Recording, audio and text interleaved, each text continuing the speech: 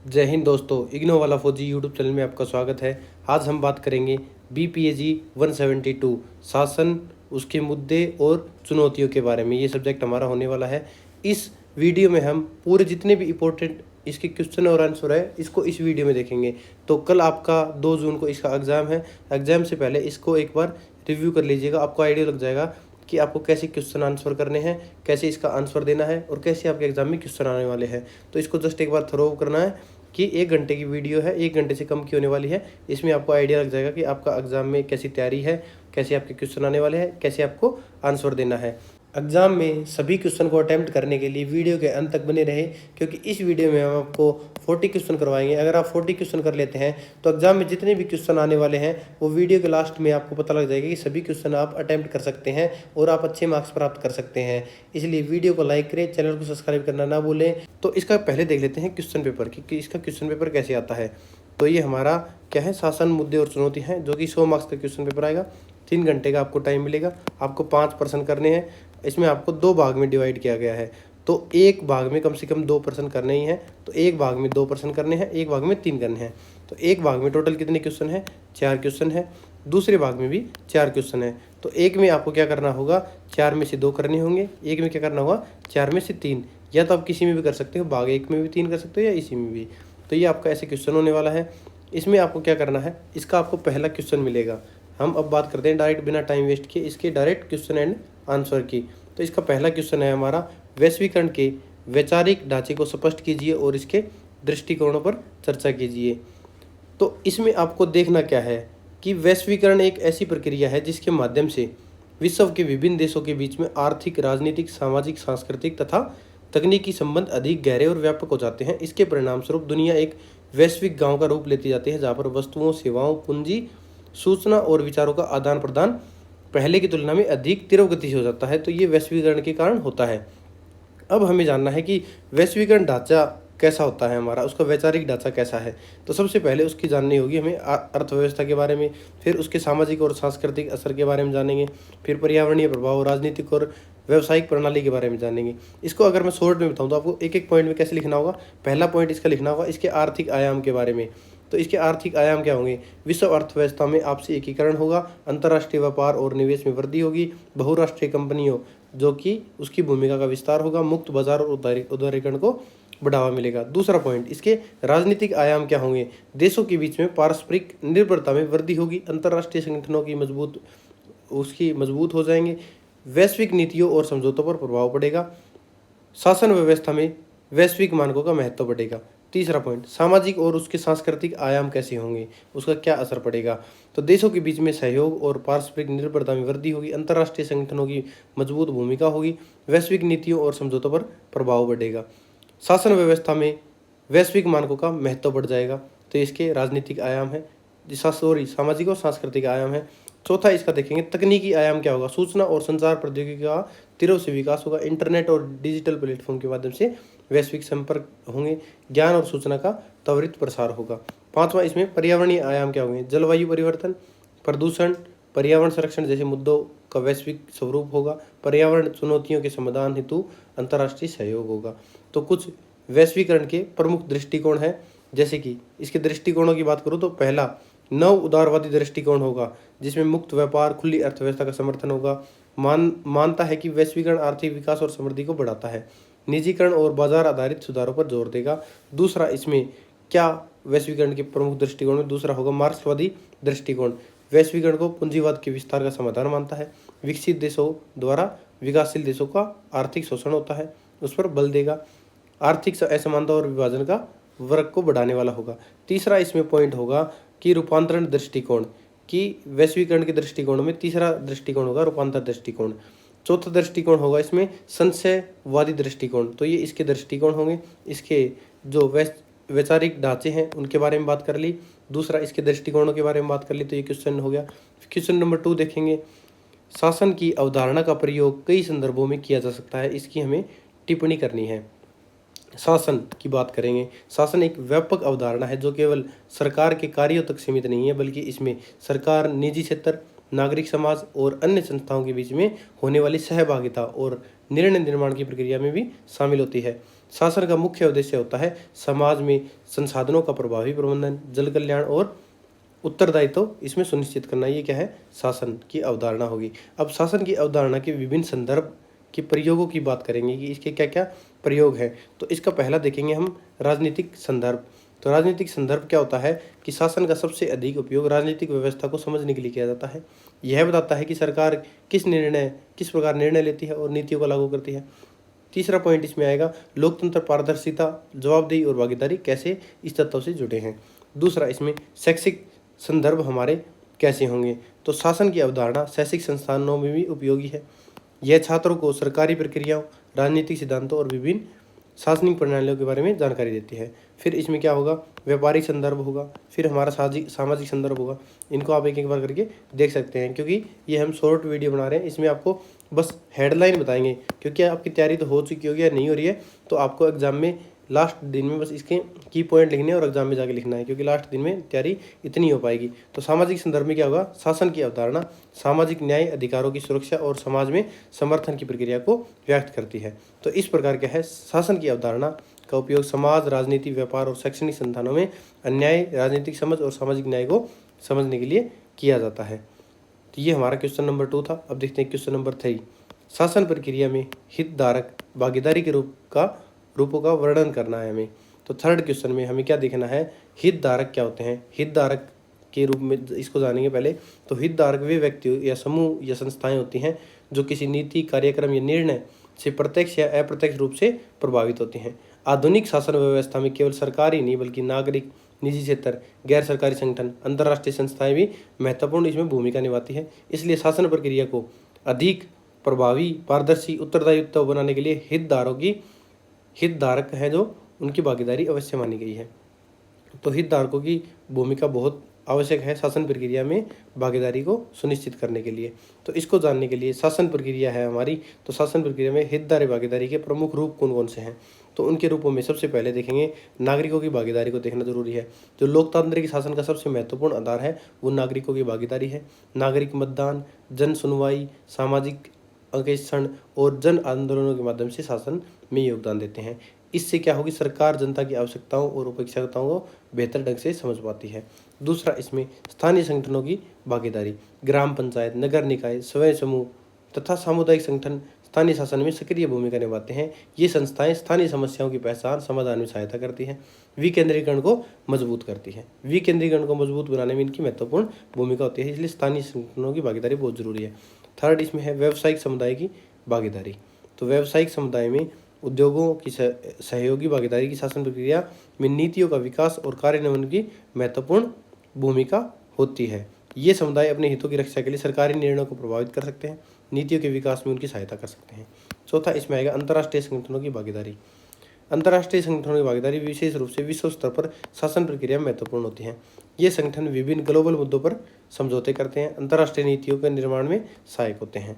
फिर इसमें गैर सरकारी संगठनों की भागीदारी भी होती है, जिसे एनजीओज बोलते हैं। तो इसमें 5वें पॉइंट के रूप में ले सकते हैं एनजीओ की भागीदारी। जो एनजीओ समाज और सरकार के बीच में सेतु का कार्य करते हैं। ये शिक्षा, स्वास्थ्य, पर्यावरण, महिला सशक्तिकरण, मानवाधिकार जैसे क्षेत्रों में योगदान देते हैं। फिर 6th इसमें ऐड कर सकते हैं निजी क्षेत्र। निजी कंपनियों, उद्योग, आर्थिक विकास, रोजगार सृजन में योगदान देते हैं। सार्वजनिक निजी भागीदारी जिसे PPP मेथड बोलते हैं के माध्यम से आधारभूत सुविधाओं का विकास किया जा सकता है। फिर इसमें 7वां मीडिया की भागीदारी। मीडिया जनता और सरकार के बीच में सूचना का माध्यम है। यह सरकार की नीतियों, कार्यक्रमों की जानकारी तक पहुंचाती है। शासन में पारदर्शिता, जवाबदेही सुनिश्चित करने के लिए महत्वपूर्ण भूमिका निभाती है। हमारा इसमें 8th पॉइंट क्या हो सकता है, शैक्षणिक एवं शोध संस्थानों की भागीदारी। विश्वविद्यालय, शोध संस्थान नीति निर्माण के लिए तथ्यात्मक जानकारी और सुझाव प्रदान करते हैं। वे विभिन्न सामाजिक और आर्थिक समस्याओं पर शोध कर सरकार को मार्गदर्शन करते हैं। फिर लास्ट में हम कर सकते हैं इसमें अंतर्राष्ट्रीय संगठनों की भागीदारी। तो ये हो जाएगा। तो इसमें ये हमारे इस क्वेश्चन का आंसर है। हम देखेंगे अब इसका 4th क्वेश्चन। 4th क्वेश्चन क्या है, इसमें प्रत्येक जो है वो 200 शब्दों में इसका आंसर देना है, उस पर टिप्पणी करनी है। एक क्वेश्चन का आंसर 10 मार्क्स का है। पहला है सतत विकास का लक्ष्य है। दूसरा हमारा इसमें होगा सूचना और संचार प्रौद्योगिकी की विकास मूलक दृष्टिकोण। तो सबसे पहले देखते हैं सतत विकास का लक्ष्य है। तो इसको मैं अपनी भाषा में बता रहा हूँ, तो ये 200 वर्ड्स का है नहीं, ये आपको शॉर्ट्स में कम कराने के लिए इसको किया गया है। अब इसको अपने हिसाब से बताता हूँ मैं आपको होता क्या है। सतत विकास लक्ष्य, जिसे क्या बोलते हैं, SDG भी बोलते हैं शॉर्ट में, संयुक्त राष्ट्र द्वारा वर्ष 2015 में इसे निर्धारित 17 वैश्विक लक्ष्यों का समूह बोला गया था। तो इसमें 17 लक्ष्य रखे गए थे, जिसे 2030 तक प्राप्त करने का लक्ष्य रखा गया था कि हम इसे 2030 तक 17 लक्ष्यों को अचीव कर लेंगे। इनका उद्देश्य वर्तमान पीढ़ी की आवश्यकताओं को पूरा रखते हुए भविष्य की पीढ़ियों की जरूरतों को पूरा करना है। सतत विकास का अर्थ केवल आर्थिक विकास नहीं, बल्कि आर्थिक प्रगति, सामाजिक न्याय, पर्यावरण संरक्षण के बीच संतुलन स्थापित करना। SDG का मुख्य उद्देश्य गरीबी समाप्त करना, गुणवत्तापूर्ण शिक्षा उपलब्ध कराना, लैंगिक समानता को बढ़ावा देना, स्वच्छ जल और स्वच्छता सुनिश्चित करना, जलवायु परिवर्तन जैसी वैश्विक चुनौतियों का सामना करना। ये जो 17 लक्ष्य थे, ये गरीबी उन्मूलन, भूखमुक्त विश्व, अच्छा स्वास्थ्य, गुणवत्ता शिक्षा, लैंगिक समानता, स्वच्छ ऊर्जा, सम्मानजनक रोजगार, उद्योग, नवाचार, असमानताओं में कमी, सतत शहर, जिम्मेदार उपभोग और जलवायु कार्रवाई जैसे महत्वपूर्ण इसमें विषय शामिल है। भारत भी SDG की प्राप्ति के लिए विभिन्न योजनाओं और कार्यक्रम के माध्यम से कार्य कर रहा है। ये लक्ष्य समावेशी, न्यायपूर्ण और पर्यावरण अनुकूलन विकास का मार्ग प्रशस्त करते हैं। तो ये होता है हमारा सतत विकास का लक्ष्य का क्वेश्चन। इस प्रकार हम इसे बता सकते हैं। इसका B पार्ट है, सूचना और संचार प्रौद्योगिकी विकास मूलक दृष्टिकोण क्या है। आधुनिक विकास की एक महत्वपूर्ण शक्ति है ICT में कंप्यूटर, इंटरनेट, मोबाइल संचार, डिजिटल नेटवर्क और अन्य तकनीक साधन इसमें शामिल हैं, जिसके माध्यम से सूचना का आदान प्रदान तेजी से और प्रभावी ढंग से किया जा सकता है। विकास मूलक दृष्टिकोण से ICT आर्थिक, सामाजिक, प्रशासनिक विकास को गति प्रदान मिलती है। शिक्षा के क्षेत्र में E-लर्निंग, ऑनलाइन शिक्षा के ज्ञान तक पहुँच को आसान बना दिया है। स्वास्थ्य क्षेत्र में टेलीमेडिसिन, डिजिटल स्वास्थ्य सेवाओं ने दूर दराज क्षेत्रों तक चिकित्सा सुविधाएं पहुंचाने में सहायता की है। तो ये हमारा क्या है, सूचना और संचार प्रौद्योगिकी है कि कम्युनिकेशन टेक्नोलॉजी ये कैसे हमारे विकास मूलक दृष्टिकोण में हेल्प करती है, विकास मूलक में कैसे हेल्प करती है। तो ये इस क्वेश्चन का आंसर है। अब देखेंगे हम हमारा 5th क्वेश्चन। तो इसमें सूचना और प्रौद्योगिकी को अगर आप कम में बताओगे तो 2015 में संयुक्त राष्ट्र द्वारा ये अपनाया गया था। इसका बता रहा हूँ, सतत विकास का कुल 17 लक्ष्य थे। लक्ष्य का वर्ष पूरा करने का, अचीव करने का 2030 था। इसमें गरीबी उन्मूलन, शिक्षा, स्वास्थ्य, पर्यावरण संरक्षण पर जोर दिया गया था। और ICT की बात करें तो विकास मूलक दृष्टिकोण बोलते हैं। ICT की फुल फॉर्म क्या होती है, जैसे कि मैंने इस क्वेश्चन में बार बार ICT बोला है तो मैंने बताना भूल गया। इंफॉर्मेशन एंड कम्युनिकेशन टेक्नोलॉजी होता है ICT की full form, information and communication technology. इसमें शिक्षा, स्वास्थ्य, प्रशासन, अर्थव्यवस्था में महत्वपूर्ण भूमिका है, जिसमें E-गवर्नेंस, डिजिटल इंडिया को बढ़ावा, विकास को तेज करना, पारदर्शी और समावेशी बनाता है। अब देखते हैं इसका 5th क्वेश्चन।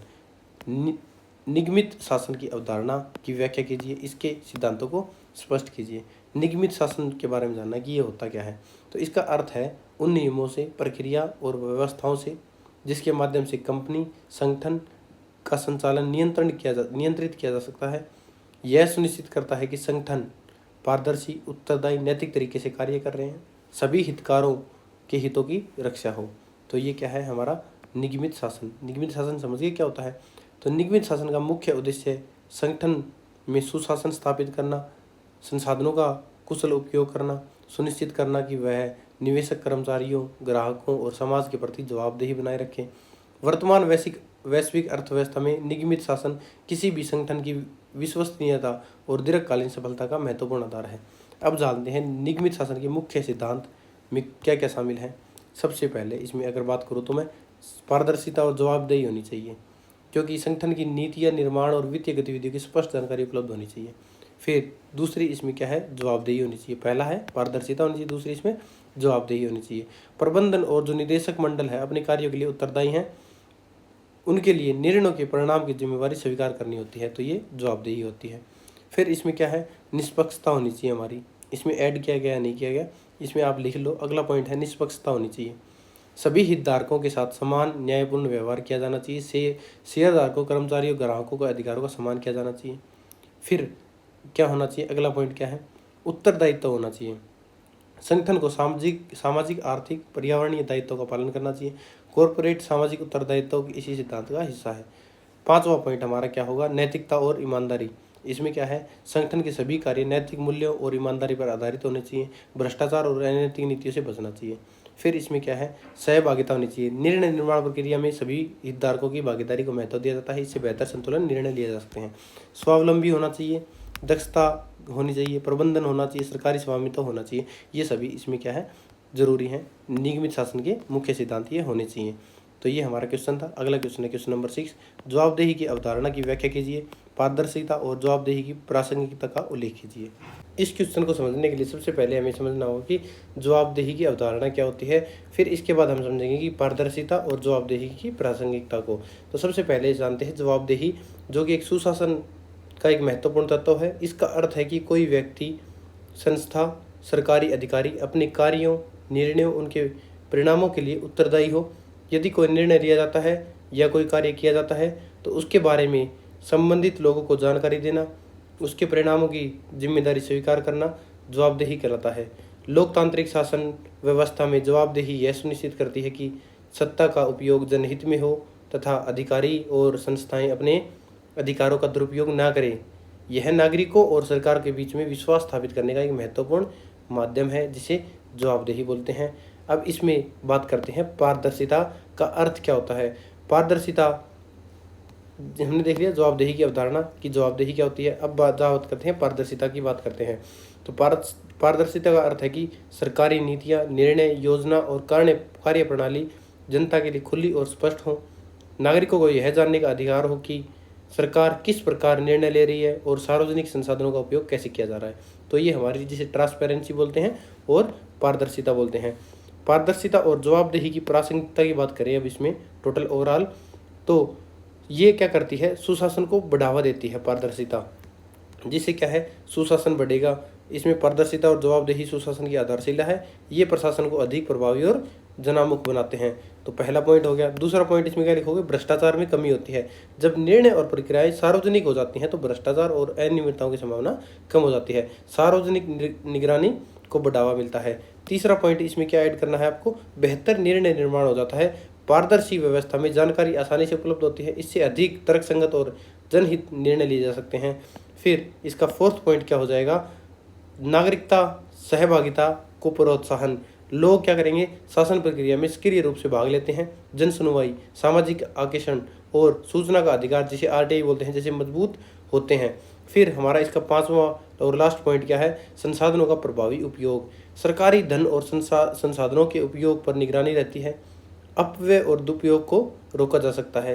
तो ये पारदर्शिता और जवाबदेही की प्रासंगिकता है। तो जवाबदेही के मुख्य प्रकार भी होते हैं, जिसमें जवाबदेही और पारदर्शिता के प्रकारों की बात करें तो इसमें सबसे पहला प्रकार आता है प्रशासनिक जवाबदेही, दूसरा आता है इसमें राजनीतिक जवाबदेही, तीसरा आता है कानूनी जवाबदेही, चौथा इसमें आता है सामाजिक जवाबदेही। तो ये जवाबदेही और पारदर्शिता के प्रकार है। अब ये क्वेश्चन नंबर 7 को देखते हैं। क्वेश्चन नंबर 7 क्या है हमारा, शहरी स्थानीय निकायों की कार्य प्रणाली का मूल्यांकन कीजिए। शहरी स्थानीय निकाय भारत में शहरी प्रशासन की प्रमुख संस्था है।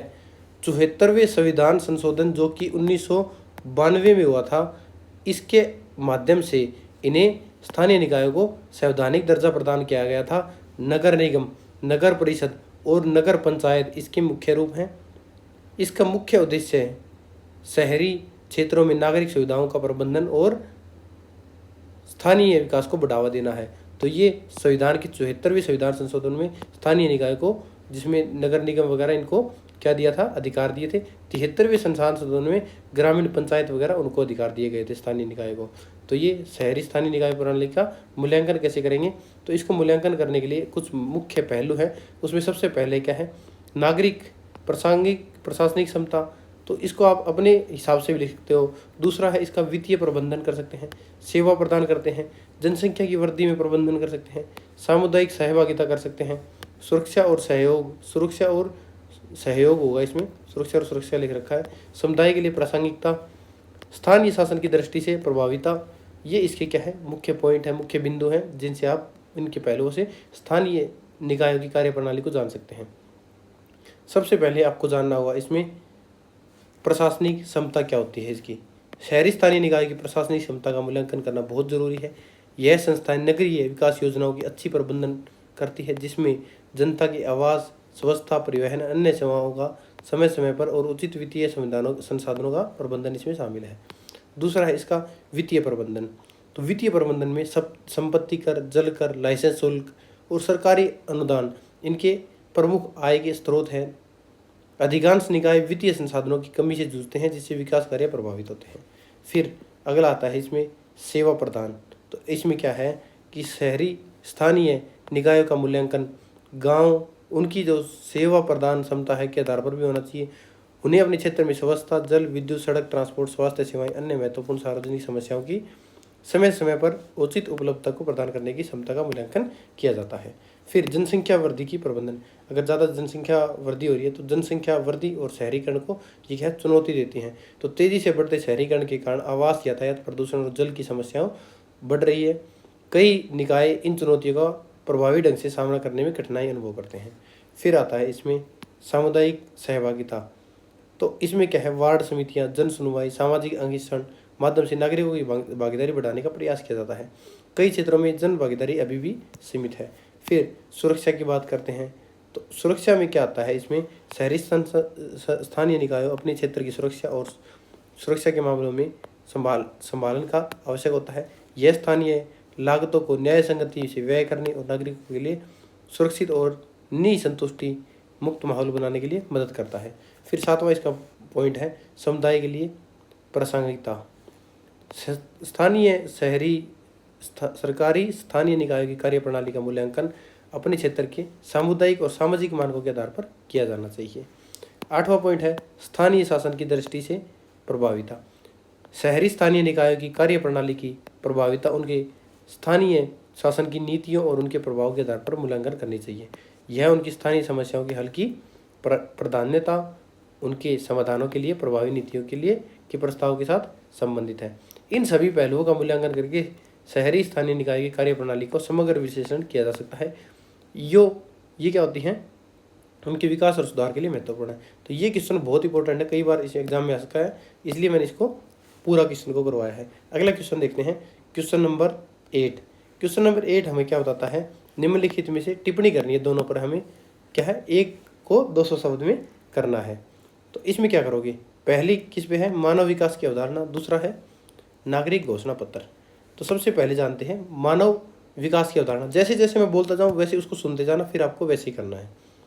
मानव विकास एक ऐसी प्रक्रिया है जिसका उद्देश्य लोगों के जीवन की गुणवत्ता में सुधार करना है, उन्हें अपनी क्षमताओं का पूर्ण विकास करने के अवसर प्रदान करना है। मानव विकास की अवधारणा को विशेष रूप से अर्थशास्त्री महबूब उल हक और अमर्त्य सेन ने विकसित किया है। मानव विकास केवल आय या आर्थिक वृद्धि तक सीमित नहीं है, बल्कि लोगों के लिए बेहतर स्वास्थ्य, गुणवत्ता शिक्षा, सम्मानजनक जीवन स्तर सुनिश्चित करने के लिए बल है।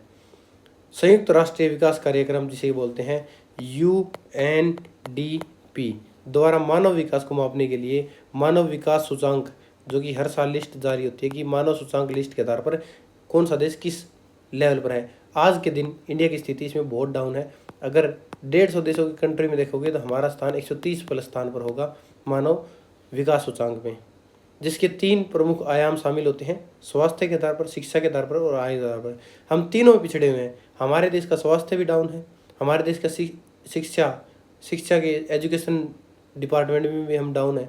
आए दिन पेपर लीक होते हैं, स्कूल बिल्डिंग कोलैप्स हो रही है, सरकारी स्कूल बंद किए जा रहे हैं। आय प्रति व्यक्ति आय तो बिल्कुल कम है। देश की मैक्सिमम मनी देश के 5% लोगों के पास है, 95% लोग गरीब हैं। 80 करोड़ सरकार के राशन पर जी रहे हैं। ये देश की कंडीशन है, तो कहाँ से SDI इंडेक्स में हम टॉप आएंगे।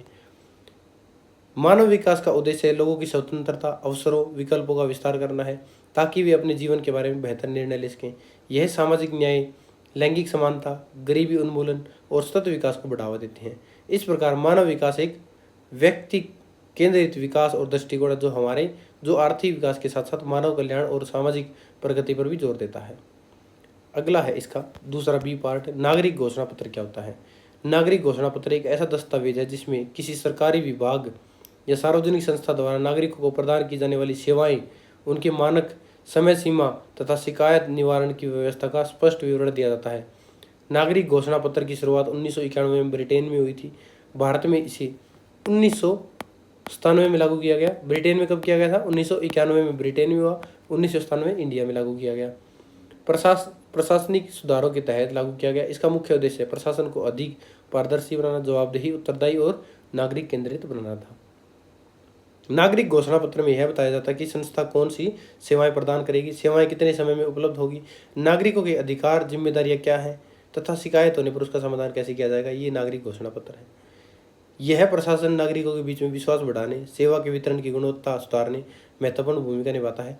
हालांकि जागरूकता की कमी, कमजोर क्रियान्वयन और शिकायत निवारण की समस्याओं, इसकी प्रभावशीलता कई बार सीमित हो जाती है। तो ये हमारा नागरिक घोषणा पत्र था। अब इसका क्वेश्चन नंबर 9 देखते हैं। क्वेश्चन नंबर 9 क्या बताता है? शासन के संचालन में राजनीतिक प्रशासनिक कार्यपालिका की भूमिका बताइए। तो शासन को चलाने के लिए राजनीतिक और प्रशासनिक कार्यपालिका की भूमिका के बारे में बात करनी है। राजनीतिक कार्यपालिका और प्रशासनिक कार्यपालिका दोनों ही महत्वपूर्ण भूमिका निभाती है। राजनीतिक कार्यपालिका, पहले बात करते हैं राजनीतिक कार्यपालिका की। तो राजनीतिक कार्यपालिका नीतियों का निर्माण करती है, जबकि प्रशासनिक कार्यपालिका उन नीतियों को लागू करती है। दोनों के समन्वय से ही शासन प्रभावी और जनोन्मुख हो सकता है, जिससे जनता का उद्धार हो सकता है, जनता का भलाई हो सकती है। अब बात करते हैं इसके कुछ मेन पॉइंट है, मुख्य बिंदु हैं, उनकी बात करेंगे। पहले बात करते हैं राजनीतिक कार्यपालिका की भूमिका के बारे में। तो राजनीतिक कार्यपालिका में राष्ट्रपति, प्रधानमंत्री, मुख्यमंत्री, मंत्रीगण आदि शामिल होते हैं, जो जनता द्वारा चुने गए प्रतिनिधियों के प्रति उत्तरदायी होते हैं। इसके प्रमुख कार्य है नीति का निर्माण करना, नेतृत्व प्रदान करना, राजनीतिक उत्तरदायित्व देना, कानून निर्माण में योगदान देना। ये इसके क्या है? प्रमुख कार्य हैं। अब बात करते हैं प्रशासनिक कार्यपालिका की। प्रशासनिक कार्यपालिका में सिविल सेवक, नौकरशाह, सरकारी अधिकारी शामिल होते हैं, जो स्थायी कार्यपालिका कहलाते हैं। इसके प्रमुख कार्य क्या होते हैं प्रशासनिक कार्यपालिका के? नीतियों का क्रियान्वयन, जो नीतियाँ बनाई गई थी वो उन नीतियों को लागू करना, प्रशासनिक सलाह देना, कानून एवं व्यवस्था बनाए रखना, सार्वजनिक सेवाओं का वितरण करना। तो ये हमारे क्या थे? प्रशासनिक कार्यपालिका के कार्य थे। अब राजनीतिक और प्रशासनिक कार्यपालिका के बीच में संबंध कैसे हैं? राजनीतिक कार्यपालिका क्या करना है ये तय करती है, प्रशासनिक कार्यपालिका कैसे करना है ये निर्धारित करती है। दोनों के सहयोग से शासन की निर्धारितता और स्थिरता बनी रहती है। इसके समन्वय से नीतियाँ प्रभावी रूप से लागू होती हैं और विकास की गति मिलती है। तो ये हमारा इस क्वेश्चन का आंसर था 9वीं का। अब देखते हैं क्वेश्चन नंबर इसका 10। क्वेश्चन नंबर 10 क्या बताता है? शासन के उपायों के माध्यम से लोकतंत्र को मजबूत करने के तरीकों का वर्णन करो। तो शासन के जो उपाय हैं उसके माध्यम से लोकतंत्र को मजबूत कैसे किया जा सकता है, इसके तरीकों की बात करेंगे। लोकतंत्र एक ऐसी शासन व्यवस्था है जिसमें जनता सर्वोच्च शक्ति का स्रोत होती है। लोकतंत्र की सफलता केवल चुनावों पर निर्भर नहीं करती, बल्कि सुशासन, जिसे एक अच्छा गुड गवर्नेंस बोलते हैं, नागरिक सहभागिता, पारदर्शिता, कि नागरिकों के लिए क्या है? नागरिकों का भाग लेना हर एक्टिविटी में, उनके लिए पारदर्शिता होना, उनके लिए जवाबदेही होना, जैसे तत्वों पर निर्धारित होती है। शासन के विभिन्न उपाय लोकतंत्र को अधिक प्रभावी, उत्तरदायी और जनहितकारी बनाते हैं। जो शासन के विभिन्न उपाय हैं वो लोकतंत्र को अधिक प्रभावी बना देते हैं, उत्तरदायी बना देते हैं और जनहितकारी बना देते हैं। ये इस क्वेश्चन का इंट्रोडक्शन था। अब लोकतंत्र को मजबूत करने के लिए शासन के उपाय का वर्णन करते समय कुछ महत्वपूर्ण तरीके, क्या क्या तरीके हो सकते हैं, तो इसको मैं अपने तरीकों से बताऊं तो आप ऐसे भी लिख सकते हैं या जो क्वेश्चन में दिए गए वैसे भी कर सकते हैं। तो सबसे पहले मैं बताता हूँ मेरे तरीके से। लोकतंत्र को मजबूत करने के उपाय में पहला उपाय है पारदर्शिता और जवाबदेही को बढ़ावा देना। शासन की कार्य प्रणाली खुली होनी चाहिए और पारदर्शी होनी चाहिए। सूचना का अधिकार और जिसे RTI बोलते हो आप, सामाजिक अकेशन जैसे उपाय प्रशासन को जवाबदेही बनाते हैं। इससे भ्रष्टाचार की कमी आती है और जनता का विश्वास बढ़ता है। ये है, इसमें क्या है? पारदर्शिता और जवाबदेही होनी चाहिए। दूसरा पॉइंट इसका क्या है? लोकतंत्र को मजबूत करने के उपाय में दूसरा स्टेप है स्वतंत्र एवं निष्पक्ष चुनाव होना चाहिए। लोकतंत्र की सफलता के लिए नियमित, स्वतंत्र और निष्पक्ष चुनाव आवश्यक है। नागरिक चुनाव को अपने प्रतिनिधि चुनने का अवसर प्रदान करते हैं। थर्ड उपाय है इसमें, तीसरा उपाय क्या आएगा? नागरिक सहभागिता को प्रोत्साहन। शासन प्रक्रिया में नागरिक की सक्रिय भागीदारी लोकतंत्र को मजबूत बनाती है। तो शासन प्रक्रिया में जब नागरिक की भागीदारी हो जाएगी तो लोकतंत्र तो मजबूत बनेगा, क्योंकि लोकतंत्र नाम ही लोगों का तंत्र है। अगर उसका इन्वॉल्वमेंट नहीं होगा तो कैसा लोकतंत्र बचेगा? इससे निर्णय क्या हो जाएंगे? जनोन्मुख और प्रभावी बनते हैं। फिर फोर्थ उपाय इसका क्या है? विकेंद्रीकरण होना चाहिए। स्थानीय स्वशासन संस्थाओं का अधिक अधिकार और संसाधन प्रदान किए जाने चाहिए। पंचायत और नगर निकायों को सशक्त बनाकर लोकतंत्र को जमीनी स्तर तक पहुंचाया जा सकता है। तो ये विकेंद्रीकरण है। पांचवा उपाय हमारा क्या है? स्वतंत्र मीडिया और अभिव्यक्ति की स्वतंत्रता। मीडिया लोकतंत्र का चौथा स्तंभ माना जाता है, जो कि आजकल इंडिया में बिक चुका है। मीडिया रैंकिंग में भी इंडिया बहुत ज़्यादा डाउन है, लास्ट कंट्रीज में आते हैं। स्वतंत्र मीडिया सरकार की गतिविधियों पर निगरानी रखता है। यह जनता को सही जानकारी उपलब्ध कराता है और जनमत निर्माण करने में सहायता करता है। सिक्स्थ उपाय हमारा क्या है? कानून का शासन। सभी नागरिकों और संस्थाओं पर कानून का समान रूप से लागू होना चाहिए। न्यायपालिका की स्वतंत्रता लोकतांत्रिक व्यवस्था को मजबूत बनाती है। सेवंथ पॉइंट हमारा क्या है इसमें? नागरिक शिक्षा और जागरूकता। लोकतंत्र मूल्य और अधिकारों के प्रति जागरूक नागरिक लोकतंत्र को मजबूती का आधार देते हैं। शिक्षा लोगों को शासन की भागीदारी के लिए प्रेरित करती है। आठवां इसमें उपाय क्या है? ई गवर्नेंस का विस्तार। डिजिटल तकनीकी के माध्यम से सरकारी सेवाओं को अधिक सुलभ और पारदर्शी बनाया जा सकता है। ई गवर्नेंस से भ्रष्टाचार कम होता है और प्रशासनिक दक्षता बढ़ती है। तो ये हमारे कुछ उपाय थे जो कि हमने इस क्वेश्चन में देखे। इन उपाय के माध्यम से सरकार और नागरिकों के बीच में संवाद सहयोग को बढ़ाते लोकतंत्र को मजबूत बनाया जा सकता है, जो न्यायसंगत, स्थायी और प्रभावी हो सकता है। ये इस क्वेश्चन का हमारा आंसर था। नेक्स्ट क्वेश्चन है क्वेश्चन नंबर 11। शासन में हितधारकों की भागीदारी कई रूप लेती है। इस कथन का उचित उदाहरणों के साथ विस्तृत वर्णन कीजिए। हम हितधारकों के बारे में ऑलरेडी बात कर चुके हैं कि शासन में इनका कैसे रोल है, इनकी भागीदारी क्या हमें फ़ायदा दे सकती है। अब बात करते हैं इस क्वेश्चन में। सबसे पहले हितधारक होते क्या है? मैं रिपीट दोबारा करवा रहा हूँ ताकि आपको याद रहे। हितधारक वे व्यक्ति, समूह, संस्थाएं या संगठन होते हैं जो किसी नीति, कार्यक्रम या सरकारी निर्णय से प्रत्यक्ष या अप्रत्यक्ष रूप से प्रभावित होते हैं। आधुनिक शासन व्यवस्था में केवल सरकार ही निर्णय लेने वाली संस्था नहीं है, बल्कि विभिन्न हितधारकों की सक्रिय भागीदारी भी महत्वपूर्ण मानी जाती है। यही कारण है कि आज के शासन को सहभागी शासन कहा जाता है। आज के शासन को क्या है? ओनली शासन नहीं, सहभागी शासन कहा जाता है। शासन में हितधारकों की भागीदारी कई रूप लेती है। इस कथन का अर्थ है कि शासन प्रक्रिया में विभिन्न स्तरों पर अलग अलग समूह अपनी भूमिका निभाते हैं। कि शासन में बहुत सारे समूह हैं जो अपनी भागीदारी निभाते हैं। शासन प्रक्रिया में विभिन्न स्तरों पर अलग अलग समूह की भूमिका निभाई जाती है और नीतियों के निर्माण में, क्रियान्वयन, उनको लागू करने में तथा उनका मूल्यांकन में योगदान देते हैं। तो शासन में हितधारकों की भागीदारी के मुख्य रूप क्या है वो देखेंगे। सबसे पहला है इसमें, एक सेकंड, हाँ, तो सबसे पहला इसमें देखेंगे। सबसे पहला आता है नागरिकों की भागीदारी। तो पहला नोट कीजिएगा, इसके हिसाब से मत चलिएगा, जैसे मैं बता रहा हूँ वैसे करना। नागरिकों की भागीदारी। नागरिक लोकतांत्रिक शासन के सबसे महत्वपूर्ण हितधारक होते हैं। इसके उदाहरण के तौर पर देखें तो मतदान, ग्राम सभा, जन सुनवाई, सामाजिक अंकेक्षण और सूचना का अधिकार, जिसे आरटीआई बोलते हैं। तो नागरिकों की भागीदारी इसमें बहुत जरूरी है। दूसरी इसमें भागीदारी किसकी है? गैर सरकारी संगठनों की भागीदारी। एनजीओ समाज और सरकार के बीच में सेतु का कार्य करते हैं। शिक्षा और स्वास्थ्य कार्यक्रम, महिला सशक्तिकरण अभियान, पर्यावरण संरक्षण आंदोलन, ये संगठन वंचित वर्गों की समस्याओं को लेकर सरकार तक पहुंचाते हैं।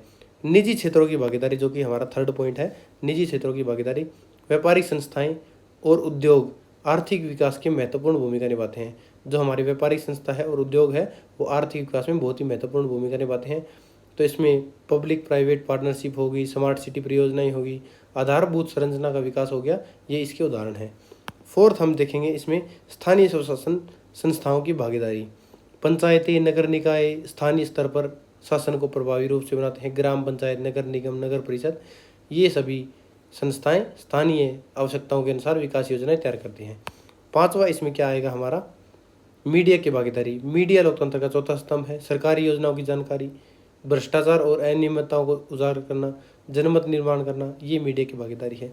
सिक्स्थ हमारा इसमें क्या आता है? शैक्षणिक और शोध संस्थानों की भागीदारी। विश्वविद्यालय और शोध संस्थान नीति निर्माण के लिए विशेषज्ञ सुझाव प्रदान किए जाते हैं। अगला है हमारा सातवां पॉइंट, इसमें क्या आएगा? अंतर्राष्ट्रीय संगठनों की भागीदारी। शासन में अंतर्राष्ट्रीय संगठनों की भागीदारी, जैसे कि यूएन, वर्ल्ड बैंक, WHO। वैश्वीकरण के दौर में अंतर्राष्ट्रीय संस्थाओं की भूमिका बहुत बढ़ गई है। तो ये हमारा क्या था? हितधारक भागीदारी का महत्व था। हितधारकों का शासन में कैसे भागीदारी नया रूप लेती है, कैसे कई रूप हैं इसके, तो उनके बारे में हमने जिक्र किया। तो इसका महत्व क्या है? लोकतंत्र को मजबूत बनाना, नीति निर्माण को अधिक प्रभावी, पारदर्शिता और जवाबदेही को ये बढ़ा देता है, जनहित आधारित निर्णय को प्रोत्साहित करता है, सुशासन की स्थापना करता है, ये हितधारक भागीदारी के महत्व थे।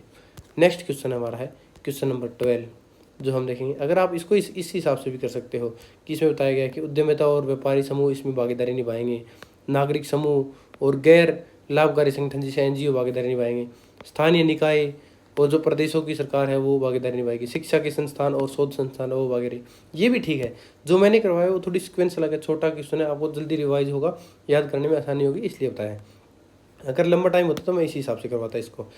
12th क्वेश्चन हमारा है, भारत में सूचना और संचार प्रौद्योगिकी की पहलों का वर्णन करो। इसका छोटा क्वेश्चन मैं करवा चुका हूँ ऑलरेडी, सूचना और संचार प्रौद्योगिकी का।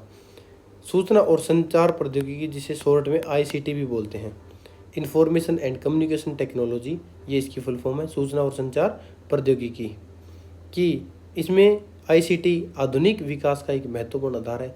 भारत में आईसीटी के विस्तार ने शासन, शिक्षा, व्यापार, संचार के क्षेत्र में बहुत ज़्यादा परिवर्तन किया है। डिजिटल तकनीक के माध्यम से सरकार नागरिकों को अधिक प्रभावी, पारदर्शी और सुलभ सेवाएं प्रदान करती है। भारत में सूचना और संचार प्रौद्योगिकी की मुख्य पहलें क्या है, इन्होंने क्या क्या पहल किया है। तो सबसे पहले इनकी मुख्य पहलों में देखें तो भारत में डिजिटल भारत अभियान चलाया है इन्होंने। तो इन्होंने डिजिटल इंडिया अभियान में इस कार्यक्रम को वर्ष 2015 में शुरू किया। इस उद्देश्य से भारत को डिजिटल रूप से सशक्त समाज और ज्ञान आधारित अर्थव्यवस्था में बदलना था। इसके मुख्य उद्देश्य थे डिजिटल अवसंरचना का विकास, सरकारी सेवाओं का ऑनलाइन उपलब्धता, डिजिटल साक्षरता को बढ़ावा देना। दूसरा इसमें था मोबाइल और इंटरनेट युग का आने के कारण इसको जल्दी इंडक्ट किया गया, क्योंकि सब लोगों के पास स्मार्ट मोबाइल हो गए थे, सब लोगों के पास इंटरनेट की एक्सेस हो गई थी, जिससे क्या है वो ई गवर्नेंस के माध्यम से सरकारी सेवाओं का ऑनलाइन लाभ ले सकते थे। डिजी लॉकर हो गया, उमंग ऐप हो गई, ऑनलाइन सर्टिफिकेट्स हो गए, ई डिस्ट्रिक्ट सर्विसेज हो गई, तो इस प्रकार के बहुत ज़्यादा फायदे ले सकते थे। भारतीय रक्षा प्रौद्योगिकी, तो भारतीय सरकार ने रक्षा प्रौद्योगिकी के विकास की महत्वपूर्ण पहले उठाई हैं। यहाँ पर भारत सरकार ने स्वतंत्रता और आत्मनिर्भरता के लक्ष्य के साथ उच्च स्तरीय रक्षा प्रौद्योगिकी का विकास करने की कोशिश की है। अगला है चौथा इसमें स्टार्टअप और इनोवेशन। भारत में सूचना प्रौद्योगिकी के क्षेत्र में स्टार्टअप्स और इनोवेशन को बढ़ावा दिया है। सरकारी नीतियों को प्रोत्साहन के माध्यम से तकनीकी उद्यमिता को बढ़ावा दिया जा रहा है। नवाचारी का आविष्कारों का समर्थन किया जा रहा है। ई गवर्नेंस और डिजिटल सेवाएं, तो ई गवर्नेंस क्या है? ई गवर्नेंस के माध्यम से सरकारी सेवाओं का ऑनलाइन उपलब्ध कराई जाती हैं, जैसे कि डिजी लॉकर, उमंग ऐप, ऑनलाइन सर्टिफिकेट सीख करें। भारत नेट परियोजना भी आई थी इसमें एक। ग्रामीण क्षेत्रों में ब्रॉडबैंड इंटरनेट पहुंचाने की महत्वाकांक्षी योजना, ग्राम पंचायतों को हाई स्पीड इंटरनेट से जोड़ने का प्रयास, डिजिटल विभाजन को कम करने में सहायक। फिर इसमें एक आया था नया आधार, विश्व की सबसे बड़ी बायोमेट्रिक पहचान प्रणाली जिसे आधार बोलते हैं। सरकारी योजनाओं और लाभों के वितरण को अधिक पारदर्शी, प्रत्यक्ष लाभ हस्तांतरण को मजबूत किया था, जिसे डीबीटी बोलते हैं। तो इसे प्रत्यक्ष लाभ हस्तांतरण बोलते हैं। तो ये आधार को हाई कोर्ट, सुप्रीम कोर्ट में केस भी डाला था। इसको क्या था, मेन आइडेंटिटी बना दिया था कि किसी भी चीज़ के लिए, लेकिन उसके बाद में अस्वीकार कर दिया गया, क्योंकि इससे इंडिविजुअल की आइडेंटिटी ये खतरे में आ जाती है। क्योंकि अगर कोई डाटा हैक होता है मान लो, तो इंटरनेट पर ऐसे कोई चीज़ नहीं जिससे एक्सेस ना हो, गूगल वगैरह हैक हो रहे हैं, यूएस प्रेसिडेंट की साइट हैक हो रही है, तो कुछ भी हो सकता है। तो इस आधार पर क्या है, लोगों का डाटा लीक हो जाएगा, बायोमेट्रिक लीक हो गई, आई साइट्स की जो फुटप्रिंट्स लिए थे वो लीक हो गए, तो सभी डाटा चला जाएगा, बैंक खाते के खाते खाली हो जाएंगे। इसलिए इसको थोड़ा ये वीक पॉइंट है इसका। डिजिटल भुगतान प्रणाली भी, डिजिटल पेमेंट्स है। भारत में डिजिटल लेन देन को बढ़ावा देने के लिए कई पहले की गई, यूपीआई, भीम ऐप आई, फिर रुपे कार्ड आया, मोबाइल बैंकिंग, इनसे नकदी राहत अर्थव्यवस्था को प्रोत्साहन मिला। शिक्षा के क्षेत्र में आईसीटी जैसे कि स्विवम पोर्टल, जैसे कि आप इग्नो में पढ़ रहे हैं तो आपने देखा होगा स्विवम पोर्टल भी है, दीक्षा प्लेटफॉर्म है, पीएम ई विद्या है। स्वास्थ्य के क्षेत्र में भी आईसीटी ने ई संजीवनी, टेलीमेडिसिन आ गया, आयुष्मान भारत डिजिटल मिशन आ गया, डिजिटल हेल्थ रिकॉर्ड्स आ गए, और स्टार्टअप्स और नवाचार मैंने आपको ऊपर करवाई दिया है। तो ये हमारे आईसीटी के कुछ क्या थे, हमारी नई पहले थी, क्या क्या पहले की गई थी भारत में सूचना और संचार प्रौद्योगिकी को लेकर। नेक्स्ट क्वेश्चन है क्वेश्चन नंबर 13। कॉरपोरेट शासन के अर्थ, महत्व और सिद्धांतों को हमें स्पष्ट करना है। कॉरपोरेट शासन से आशय उन नियमों, इससे मतलब है कि उन नियमों, प्रक्रियाओं, नीतियों और व्यवस्थाओं से है जिसके माध्यम से कंपनी या संगठन का संचालन और नियंत्रण किया जाता है। यह सुनिश्चित करता है कि कंपनी अपने कार्यों का संचालन, ये क्या करता है, डिक्लेयर करता है कि कंपनी अपने कार्यों का संचालन पारदर्शी, उत्तरदायी, नैतिक और प्रभावी तरीके से करे, तथा सभी हितधारकों जो कि स्टेक होल्डर है के हितों की रक्षा करे। कॉरपोरेट शासन का उद्देश्य केवल लाभ कमाना नहीं है, बल्कि निवेशकों, कर्मचारियों, ग्राहकों तथा सरकार समाज के प्रति जिम्मेदार व्यवहार सुनिश्चित करना है। आधुनिक वैश्विक अर्थव्यवस्था में कॉरपोरेट शासन किसी संगठन की विश्वसनीयता, दीर्घकालीन सफलता का आधार मानी जाती है। तो ये कॉरपोरेट शासन का हमारा क्या था, मीनिंग था, डेफिनेशन थी, अर्थ था। अब बात करते हैं कॉरपोरेट शासन के महत्व के बारे में।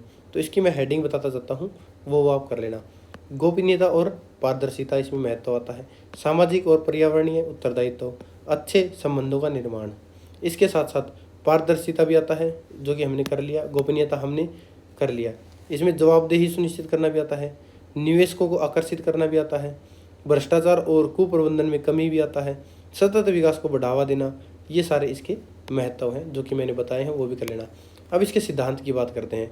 कॉरपोरेट शासन के जो प्रमुख सिद्धांत है उसमें सबसे पहला आता है पारदर्शिता, कि इसके प्रमुख सिद्धांत में पहला नंबर आएगा पारदर्शिता का। दूसरा होगा इसकी जवाबदेही। तीसरा इसमें होगा निष्पक्षता। चौथा इसमें होगा उत्तरदायित्व लेना। पांचवा इसमें होगा जो नैतिकता और ईमानदारी है वो इसके अंदर आती है। सिक्स्थ हमारा इसमें क्या है, हितधारकों के अधिकारों का सम्मान करना हो गया। तो ये हमारे क्या थे, सिद्धांत थे इसके। ये क्वेश्चन नंबर 13 हमारा यहाँ कंप्लीट होता है। क्वेश्चन नंबर 14 देखेंगे। सतत मानव विकास पर एक टिप्पणी लिखना है। सतत मानव विकास एक ऐसी विकास प्रक्रिया है जिसमें वर्तमान पीढ़ी की आवश्यकताओं की पूर्ति इस प्रकार की जाती है कि भविष्य की पीढ़ियों की आवश्यकताओं को और अवसरों को कोई खतरा न हो, उनके साथ कोई समझौता न हो। यह अवधारणा मानव कल्याण, सामाजिक न्याय, आर्थिक प्रगति और पर्यावरण संरक्षण के बीच में संतुलन स्थापित करने पर जोर देती है। सतत मानव विकास का मुख्य उद्देश्य है लोगों के जीवन की गुणवत्ता में सुधार करना, उनकी क्षमताओं का विकास करना, उन्हें बेहतर अवसर प्रदान करना। यह केवल आर्थिक विकास तक सीमित नहीं है, बल्कि लोगों को आर्थिक, स्वास्थ्य, शिक्षा, समानता, मानव अधिकार और पर्यावरणीय सुरक्षा का भी महत्व देना। तो ये सतत विकास का हमारा लक्ष्य है, ये सतत विकास हो गया। तो सतत विकास पर हम ऑलरेडी टिप्पणी कर चुके हैं, लेकिन ये 20 मार्क्स का क्वेश्चन है, इसलिए इसको थोड़ा बड़ा लिखना है। तो इसके कौन से मुख्य आधार हैं, सतत विकास के प्रमुख आधार कौन सा है। पहला में आएगा अर्थव्यवस्था में सुधार करना, आर्थिक विकास बोलते हैं जिसे, आर्थिक विकास। दूसरा है सामाजिक और राजनीतिक सुधार, जिसे सामाजिक विकास भी बोला जा सकता है। थर्ड, वैज्ञानिक और तकनीकी उन्नति, ये हो गया। फोर्थ हमारा इसमें क्या हो जाएगा, पर्यावरण संरक्षण। ये क्या है, सतत मानव विकास के प्रमुख 4 आधार हैं। अब इसकी क्या विशेषताएं हैं, 20 मार्क्स का नहीं, इसमें अधूरा क्वेश्चन है, इसको और कंप्लीट करना है।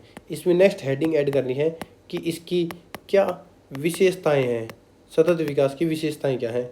ये मानव केंद्रित विकास है, समानता पर समावेश का बल है, पर्यावरणीय संतुलन का संरक्षण है, वर्तमान और भविष्य दोनों पीढ़ियों की हितों की रक्षा करता है, दीर्घकालीन और समावेशी विकास है।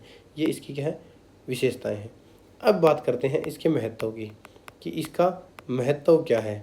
इसके महत्व को देखें तो गरीबी उन्मूलन में सहायता करता है, जीवन की गुणवत्ता में सुधार लाता है, सामाजिक असमानताओं को कम करता है, पर्यावरण संरक्षण को प्रोत्साहित करता है, सतत विकास लक्ष्य है जिसे कि SDG बोलते हैं की प्राप्ति में सहायक होता है। तो ये सतत मानव विकास पर हमें टिप्पणी थी, जो कि हमने इसमें भली बातें कर दी। नेक्स्ट क्वेश्चन है हमारा क्वेश्चन नंबर 15। विकेंद्रीकरण तथा स्थानीय शासन के आयामों की व्याख्या करनी है। तो विकेंद्रीकरण और स्थानीय शासन होते क्या है, सबसे पहले ये जान लेते हैं। लोकतांत्रिक प्रशासन की जो महत्वपूर्ण अवधारणा है वो विकेंद्रीकरण और स्थानीय शासन है। विकेंद्रीकरण का अर्थ है सत्ता, अधिकार, निर्णय, जिसमें सत्ता आ जाती है, अधिकार आ जाते हैं, निर्णय है, उनके लेने की शक्तियों को केंद्रीय स्तर से लेकर जो स्थानीय स्तर है, ग्राम पंचायतों तक बांटना, हस्तांतरित करना, उसे बोलते हैं विकेंद्रीकरण। वहीं स्थानीय शासन से आशय उन संस्था से है जो स्थानीय स्तर पर जनता की आवश्यकताओं के अनुसार प्रशासन और विकास कार्य का संचालन करती है। तो इसमें 73वें और 74वें संविधान संशोधन में पंचायतों और शहरी निकायों को संवैधानिक दर्जा दिया गया था और उनको सशक्त बनाने का प्रयास किया गया था। तो ये हमारा क्या था, विकेंद्रीकरण और स्थानीय शासन के बारे में एक परिचय था। अब बात करते हैं इसके प्रमुख आयाम क्या है, विकेंद्रीकरण के आयाम क्या है।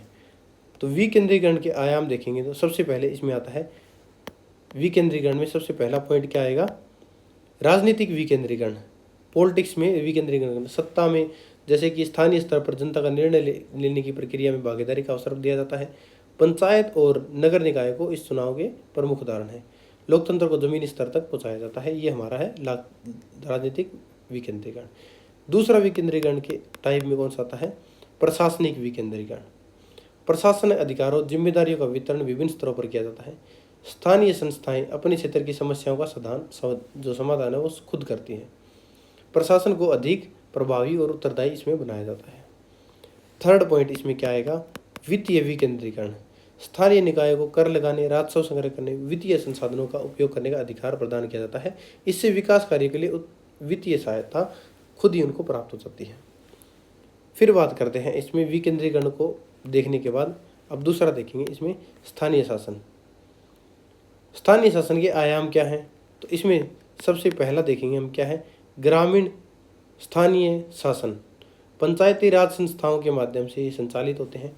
ग्राम पंचायत, ग्राम पंचायत समिति, जिला परिषद इनके मुख्य स्तर हैं ग्रामीण स्थानीय शासन के। ग्रामीण विकास और जन भागीदारी को ये बढ़ावा देता है।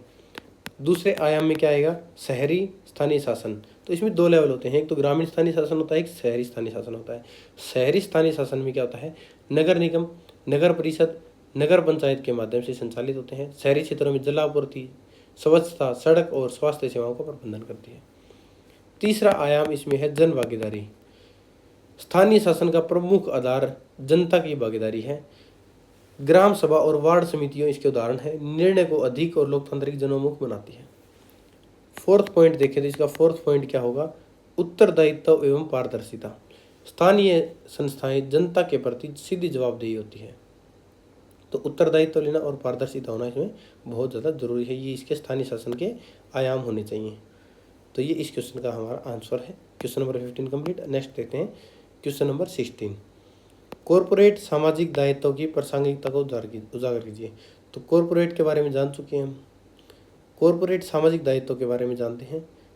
इससे मतलब है कि उन नैतिक एवं सामाजिक जिम्मेदारियों से जिनमें कंपनियां अपने व्यवसायिक लाभ के साथ साथ समाज, पर्यावरण, समुदाय के कल्याण के लिए कुछ करती है या अपना रोल निभाती है। CSR जिसे कि कॉरपोरेट सामाजिक दायित्व, कॉरपोरेट सोशल रिस्पॉन्सिबिलिटी का उद्देश्य केवल लाभ अर्जित करना नहीं है, बल्कि समाज के सतत विकास के लिए योगदान देना भी है। भारत में कंपनी अधिनियम जो कि 2013 में लागू किया गया था के अंतर्गत पात्र कंपनियों के लिए CSR गतिविधियों पर औसतन शुद्ध लाभ का 1% भाग खर्च करना अनिवार्य था। इससे CSR को कानूनी और संस्थागत आधार प्राप्त हुआ था।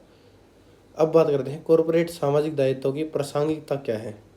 कॉरपोरेट सामाजिक दायित्व की प्रासंगिकता के पहलू देखेंगे कि इसमें क्या क्या आते हैं। पहला आता है जिसे सामाजिक सहयोग, इसमें इसको बोल सकते हैं सामाजिक विकास को बढ़ावा देना।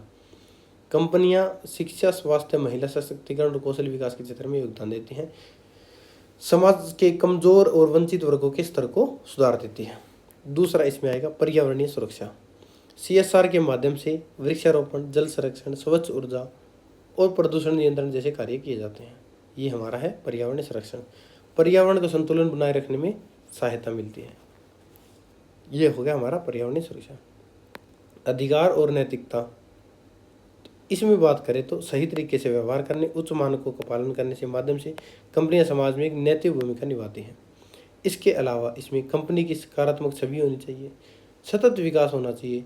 आर्थिक विकास के साथ साथ सामाजिक पर्यावरणीय हितों को भी महत्व दिया जाए। वर्तमान और भविष्य की पीढ़ियों के हितों की रक्षा की जाए, जिसे बोलते हैं सतत विकास। अगला है समुदाय के साथ बेहतर संबंध होने चाहिए। नैतिक व्यवसाय को बढ़ावा। कंपनियां केवल लाभ पर केंद्रित न होकर सामाजिक उत्तरदायित्व भी निभाती है। अगला पॉइंट इसमें है रोजगार एवं कौशल विकास। CSR के माध्यम से युवाओं को प्रशिक्षण और रोजगार के अवसर प्रदान किए जाते हैं। मानव संसाधन विकास को बढ़ावा मिलता है। तो ये हमारे कुछ प्रासंगिक पहलू थे जो कि हमने आपके साथ डिस्कस किए। तो इसी के साथ हमारा क्वेश्चन यहाँ कंप्लीट होता है। नेक्स्ट क्वेश्चन देखते हैं, क्वेश्चन नंबर 17। वैश्वीकरण और नागरिक समाज के बीच में संबंध की व्याख्या कीजिए। वैश्वीकरण और नागरिक समाज जो कि आधुनिक शासन और विकास की दो महत्वपूर्ण अवधारणाएं हैं। वैश्वीकरण से आशय है कि विश्व के देशों के बीच आर्थिक, सामाजिक, सांस्कृतिक, राजनीतिक और तकनीकी संबंधों के विस्तार से है।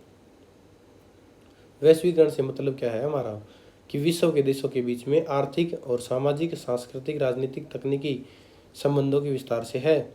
वहीं ये तो हो गया वैश्वीकरण के बारे में। नागरिक समाज के बारे में बताऊं तो इसका मतलब है कि उन स्वैच्छिक, गैर सरकारी, गैर लाभकारी संगठनों से है तथा समूहों का समूह जो जनता के हितों की रक्षा और सामाजिक विकास के लिए कार्य करते हैं। वैश्वीकरण के प्रभाव से नागरिक समाज की भूमिका राष्ट्रीय सीमाओं से निकलकर वैश्विक स्तर पर विस्तृत हो गई है। आज नागरिक समाज मानवाधिकार, पर्यावरण संरक्षण, लैंगिक समानता, गरीबी उन्मूलन और सामाजिक न्याय जैसे मुद्दों पर अंतर्राष्ट्रीय स्तर पर सक्रिय भूमिका निभा रहे हैं। तो ये इसका इंट्रोडक्शन था वैश्वीकरण और नागरिक समाज का, दोनों का, और इनके बीच में थोड़े रिलेशन के बारे में बताया गया था। तो इनको पूरा क्वेश्चन को कंप्लीट समझने के लिए वैश्वीकरण और नागरिक समाज के बीच में संबंध को देखते हैं। तो इसके लिए हमें क्या देखना पड़ेगा? सबसे पहले पहला पॉइंट, इनके संबंध को जानने के लिए क्या पहलू हैं? पहला पहलू, वैश्विक जागरूकता का विस्तार। वैश्वीकरण ने सूचना और संचार के साधनों को विकसित किया। इससे नागरिक समाज के संगठन विश्व भर में मुद्दों और समस्याओं से जुड़ पाए। मानवाधिकार, पर्यावरण, सामाजिक न्याय जैसे विषय वैश्विक चिंता के मुद्दे बने। दूसरा पहलू इसमें क्या होगा? गैर सरकारी संगठन, जिसे NGOs बोलते हैं, की भूमिका बढ़ती है। इनकी भूमिका बढ़ना। वैश्वीकरण ने NGOs को अंतर्राष्ट्रीय स्तर पर कार्य करने के अवसर प्रदान किए। ये संगठन सरकारों, अंतर्राष्ट्रीय संस्थाओं पर जनहित में दबाव बनाते हैं। उदाहरण के तौर पर बताऊं तो पर्यावरण संरक्षण और बाल अधिकारों से जुड़े अभियानों के बारे में। थर्ड हमारा पहलू क्या है? मानव अधिकारों का संरक्षण करना। नागरिक समाज वैश्विक स्तर पर मानव अधिकारों की रक्षा के लिए कार्य करता है। वैश्वीकरण ने विभिन्न देशों के लोगों को एक दूसरे के अनुभवों के सीखने का अवसर प्रदान किया है। चौथा पहलू हमारा क्या है? लोकतंत्र और सुशासन को बढ़ावा देना। नागरिक समाज सरकारों और अधिक पारदर्शी, जवाबदेही बनाए रखने का प्रयास करते हैं। वैश्वीकरण के कारण सुशासन और लोकतांत्रिक मूल्यों का प्रसार हुआ है। तो वैश्वीकरण के कारण क्या हुआ? सुशासन और लोकतांत्रिक मूल्यों का प्रसार हो गया। इसमें फिफ्थ पॉइंट क्या होता है? सामाजिक और आर्थिक चुनौतियाँ क्या क्या देखनी पड़ती है? वैश्वीकरण के कारण गरीबी, बेरोजगारी, असमानता जैसी समस्याएं भी उभरती हैं। नागरिक समाज इन समस्याओं का समाधान हेतु सरकार और समाज के बीच में सेतु का कार्य करते हैं। सिक्स्थ पहलू हमारा है पर्यावरण संरक्षण में योगदान। जलवायु परिवर्तन, प्रदूषण और जन विविधता संरक्षण जैसे वैश्विक मुद्दे पर नागरिक समाज महत्वपूर्ण भूमिका निभाता है। विभिन्न अंतर्राष्ट्रीय अभियानों में NGOs और नागरिक समूह सक्रिय रहते हैं। तो ये इस क्वेश्चन के कुछ पहलू थे जो कि इन वैश्वीकरण और नागरिक समाज के बीच में रिलेशन को बताता है, संबंध को बताता है। तो ये क्वेश्चन का आंसर यह कंप्लीट होता है। नेक्स्ट क्वेश्चन देखेंगे, क्वेश्चन नंबर 18। शासन में गैर राज्यकर्ताओं की भूमिका पर परीक्षण कीजिए। आधुनिक शासन व्यवस्था में केवल सरकार ही नीतियों के निर्माण और उसके क्रियान्वयन के लिए जिम्मेदार नहीं होती, बल्कि कुछ गैर राज्यकर्ता जैसे कि नॉन स्टेट एक्टर्स हो गए, वो भी महत्वपूर्ण भूमिका निभाते हैं। जैसे कि गैर राज्यकर्ताओं से उन व्यक्ति समूहों और संस्थाओं से मतलब है हमारा जो सरकार का हिस्सा नहीं होते फिर भी शासन प्रक्रिया को प्रभावित करते हैं। इसमें NGOs, नागरिक समाज संगठन, निजी क्षेत्र, मीडिया, अंतर्राष्ट्रीय संगठन तथा दबाव समूह इसमें शामिल होते हैं। वैश्वीकरण और लोकतंत्रीकरण के दौर में इनकी भूमिका और अधिक महत्वपूर्ण हो गई है। तो वैश्वीकरण के दौर में और लोकतंत्र के कारण इनकी भूमिका ज़्यादा महत्वपूर्ण हो गई है। तो शासन में जो गैर राज्यकर्ताओं हैं ना, इनकी भूमिका देखेंगे कि इनकी भूमिका क्या क्या है। तो इसमें सबसे पहले देखेंगे नीति विश्लेषण और संशोधन में। तो जो नीति निर्माण है उसमें सहयोग करते हैं। गैर राज्यकर्ता सरकारों को विभिन्न मुद्दों पर सुझाव देते हैं और विशेषज्ञ राय देते हैं। दूसरा है जन जागरूकता। दूसरा पॉइंट क्या होगा? जन जागरूकता का प्रसार करेंगे। नागरिकों को उनके अधिकारों और कर्तव्यों के प्रति जागरूक करेंगे। सामाजिक, आर्थिक, पर्यावरणीय मुद्दों पर जागरूक अभियान चलाएंगे। तीसरा इसमें आएंगे सेवा प्रदायगी। कई गैर सरकारी संगठन शिक्षा, स्वास्थ्य, ग्रामीण विकास के क्षेत्र में सेवाएं प्रदान करते हैं। वो अपनी खुद की भी हेल्प प्रोवाइड करते हैं। सरकार की विकास योजनाओं के पूरक के रूप में कार्य करते हैं। जहाँ सरकार कमी छोड़ देती है वहाँ वो कार्य करके लाभ पहुँचाते हैं। चौथा हमारा इसमें आएगा सरकार पर निगरानी और जवाबदेही। गैर राज्यकर्ता सरकार की नीतियों और कार्यों की समीक्षा करते हैं। भ्रष्टाचार, अनियमितताओं और प्रशासनिक कमियों को उजागर करते हैं। पांचवा पॉइंट है मानवाधिकार और सामाजिक न्याय की रक्षा। कमजोर एवं वंचित वर्गों के हितों की रक्षा करते हैं। लैंगिक समानता, बाल अधिकार और सामाजिक न्याय के लिए कार्य करते हैं। हमारा इसमें 6th पॉइंट क्या होगा? 6th पॉइंट देखेंगे, पर्यावरण संरक्षण, पर्यावरणीय मुद्दों पर जनमत तैयार करते हैं। 7वां इसमें हमारा पॉइंट क्या होगा, क्या भूमिका होगी? अंतर्राष्ट्रीय सहयोग करवाते हैं। संयुक्त राष्ट्र, विश्व बैंक, अन्य अंतर्राष्ट्रीय संस्थाएं विकास परियोजना और नीतिगत सुधारों में सहायता प्रदान करती है। वैश्विक समस्याओं के समाधान में सहयोगी होते हैं। तो गैर राज्यकर्ताओं का महत्व क्या है, ये हमने देखी थी अभी, इतनी 6-7 भूमिकाएं थी इसकी। अब इसमें देखेंगे इसके महत्व क्या है। लोकतंत्र को मजबूत बनाता है, नागरिक सहभागिता को बढ़ावा देता है, शासन में पारदर्शिता और जवाबदेही बढ़ाता है, नीति निर्माण को अधिक समावेशी बनाते हैं, सामाजिक और आर्थिक विकास में योगदान देते हैं। तो ये इस क्वेश्चन का आंसर है। क्वेश्चन नंबर 19 देखते हैं। हम विकास को विभिन्न दृष्टिकोणों के माध्यम से देख सकते हैं, विस्तृत वर्णन कीजिए। तो एक नॉर्मल सी बात है, विकास को किन किन दृष्टिकोणों के माध्यम से देखा जा सकता है। तो विकास एक बहुआयामी अवधारणा है जिसे डेवलपमेंट बोलते हैं, जिसका संबंध केवल आर्थिक वृद्धि से नहीं है बल्कि सामाजिक, राजनीतिक, मानवीय, पर्यावरण से सुधारों में भी है। समय के साथ विकास की अवधारणा व्यापक हुई है। टाइम के साथ क्या है, इसकी व्यापकता ज़्यादा हुई है। अवधारणा क्या है, बहुत ज़्यादा व्यापक हो गई है। आज इसे विभिन्न दृष्टिकोणों से समझा जा सकता है। प्रत्येक दृष्टिकोण विकास को अलग अलग पहलुओं से बल देगा, उसे अलग अलग पहलू से समझेंगे। तो विकास के विभिन्न दृष्टिकोण क्या हैं? पहला दृष्टिकोण है आर्थिक दृष्टिकोण। तो विकास को आर्थिक दृष्टिकोण से देखेंगे। आर्थिक दृष्टिकोण के अनुसार विकास का अर्थ उत्पादन, आय, रोजगार, आर्थिक वृद्धि से है। दूसरा इसमें है सामाजिक दृष्टिकोण। सामाजिक दृष्टिकोण विकास को समाज के विभिन्न वर्गों के कल्याण से जोड़ता है। सामाजिक न्याय हो गया, समानता हो गई, शिक्षा और स्वास्थ्य में सुधार हो गया, लैंगिकता हो गई, गरीबी और सामाजिक भेदभाव का उन्मूलन इसमें शामिल है। थर्ड इसमें हो गया पर्यावरणीय दृष्टिकोण। फिर इसमें एक और ऐड करना है आपको, फोर्थ, पर्यावरणीय दृष्टिकोण में पर्यावरण को सुरक्षित रखना, पर्यावरण को बढ़ावा देना, हमारे जो जल, थल, हवा है उनको सुरक्षित रखना। मानवीय दृष्टिकोण में क्या आता है? यह दृष्टिकोण किसने दिया है? मानवीय दृष्टिकोण मैंने पिछले क्वेश्चन में भी करवाया था। मानवीय दृष्टिकोण के बारे में महबूब उल हक ने और अमर्त्य सेन द्वारा ये विकसित किया गया था। इसमें मान्य क्षमताओं, मानव की क्षमताओं का विकास, गुणवत्तापूर्ण शिक्षा देना, बेहतर स्वास्थ्य सुविधाएं और सम्मानजनक जीवन स्तर, यह दृष्टिकोण व्यक्ति को विकास का केंद्र मानता है। इसमें एक और ऐड कर सकते हैं, 5वां पॉइंट हम, सतत विकास दृष्टिकोण भी होना चाहिए। डेवलपमेंट में क्या है, सतत विकास दृष्टिकोण बहुत ज़्यादा जरूरी है। 6ठा पॉइंट इसमें क्या है, ये मानवीय दृष्टिकोण इसमें करवा रखा है। इसमें एक आप ऐड करना सतत विकास वाला, और इसमें 7वां क्या ऐड करना, राजनीतिक दृष्टिकोण। राजनीतिक दृष्टिकोण के अनुसार विकास का संबंध लोकतंत्र, नागरिक अधिकारों और सुशासन से है। फिर हम क्या देखेंगे इसमें, ये क्वेश्चन हमारा यहाँ कंप्लीट होता है। तो इनके जो दृष्टिकोण देखे हमने अभी डेवलपमेंट के, इसका महत्व क्या है? तो विकास को व्यापक रूप से समझने में सहायता मिलेगी। केवल आर्थिक वृद्धि पर ही निर्भर नहीं होता, मानव कल्याण और सामाजिक न्याय को महत्व मिलता है। सतत और समावेशी विकास को बढ़ावा मिलता है, नीति निर्माण अधिक प्रभावी बनता है। तो ये इस क्वेश्चन का आंसर हुआ। अगला नेक्स्ट क्वेश्चन देखते हैं, क्वेश्चन नंबर 20। समकालीन समय में मीडिया शासन में एक प्रासंगिक भूमिका निभाती है। तो मीडिया क्या है, शासन में एक प्रासंगिक भूमिका निभाती है, उस पर हमें टिप्पणी करनी है। तो लोकतांत्रिक व्यवस्था में मीडिया को लोकतंत्र का चौथा स्तंभ कहा जाता है, जिसे आप देखते होंगे आज के दिन उसकी कंडीशन इंडिया में बहुत ज़्यादा खराब है। मीडिया का लेवल आप चेक कर चुके हुए। समकालीन समय में मीडिया केवल समाचारों का माध्यम नहीं रह गया, बल्कि शासन, समाज, नागरिकों के बीच में महत्वपूर्ण सेतु का कार्य करता है। मीडिया जनमत निर्माण, सूचना प्रसार, सरकार की जवाबदेही को सुनिश्चित करने के लिए नागरिकों को जागरूक बनाने में महत्वपूर्ण भूमिका निभाती है। लेकिन आज की मीडिया सरकार के जवाबदेही को सुनिश्चित नहीं करती, बल्कि जो क्वेश्चन करता है उसकी जवाबदेही सुनिश्चित करती है। अगर आप सरकार के खिलाफ कोई क्वेश्चन करोगे तो उसमें सरकार आपके खिलाफ नहीं बोलेगी, मीडिया वाले आपके खिलाफ बोलेंगे, क्योंकि वो सरकार के दल्ले बन चुके हैं। इसमें शासन में मीडिया की प्रासंगिक भूमिका के बारे में बात करते हैं, जो कि हम पॉइंट टू पॉइंट देखेंगे कि इसकी क्या क्या भूमिका है।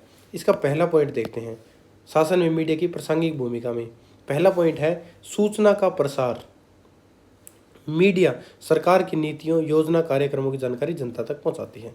दूसरी भूमिका क्या है, इसमें जनमत का निर्माण करेगी। मीडिया विभिन्न मुद्दों पर चर्चा, बहस को प्रोत्साहित करती है, लोगों के विचारों और दृष्टिकोण को प्रभावित करती है।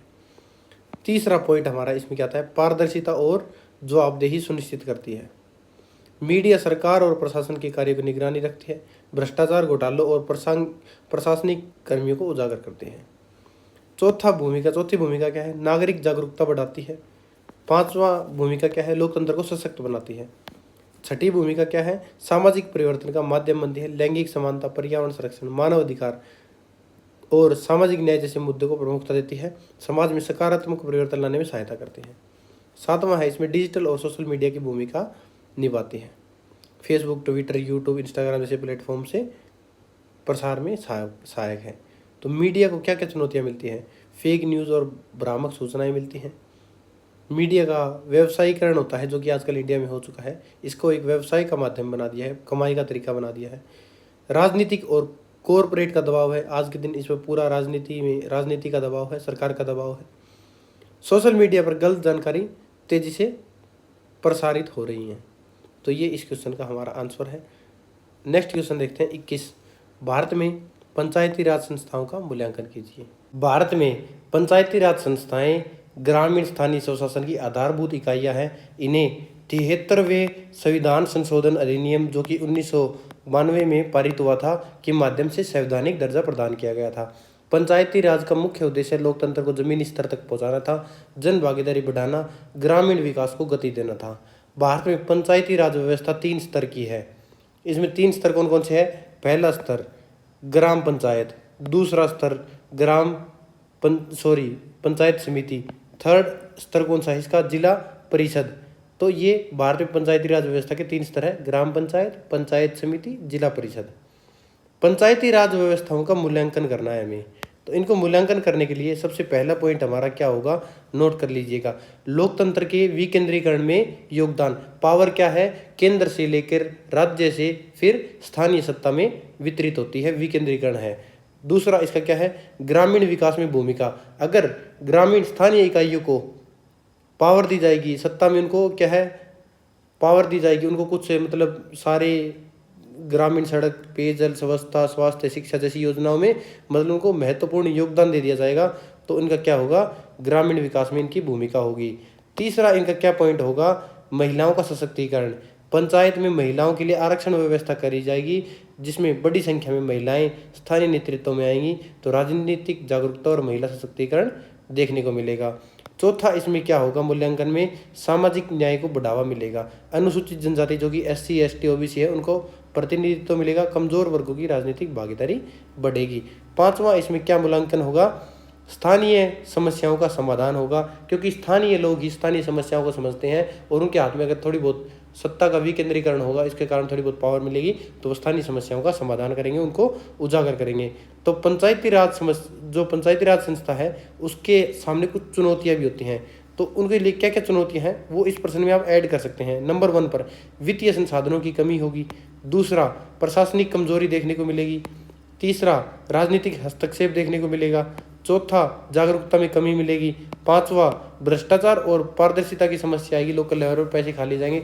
जैसे कि आपने देखा होगा, ग्राम प्रधान क्या करता है, किसी गली की सड़क के पैसे आते हैं तो वो पूरी सड़क ही खा जाता है, उसके पैसे निकल जाता है। तो ये इन चीज़ों में क्या है, इनको इन चुनौतियों का सामना करना पड़ेगा।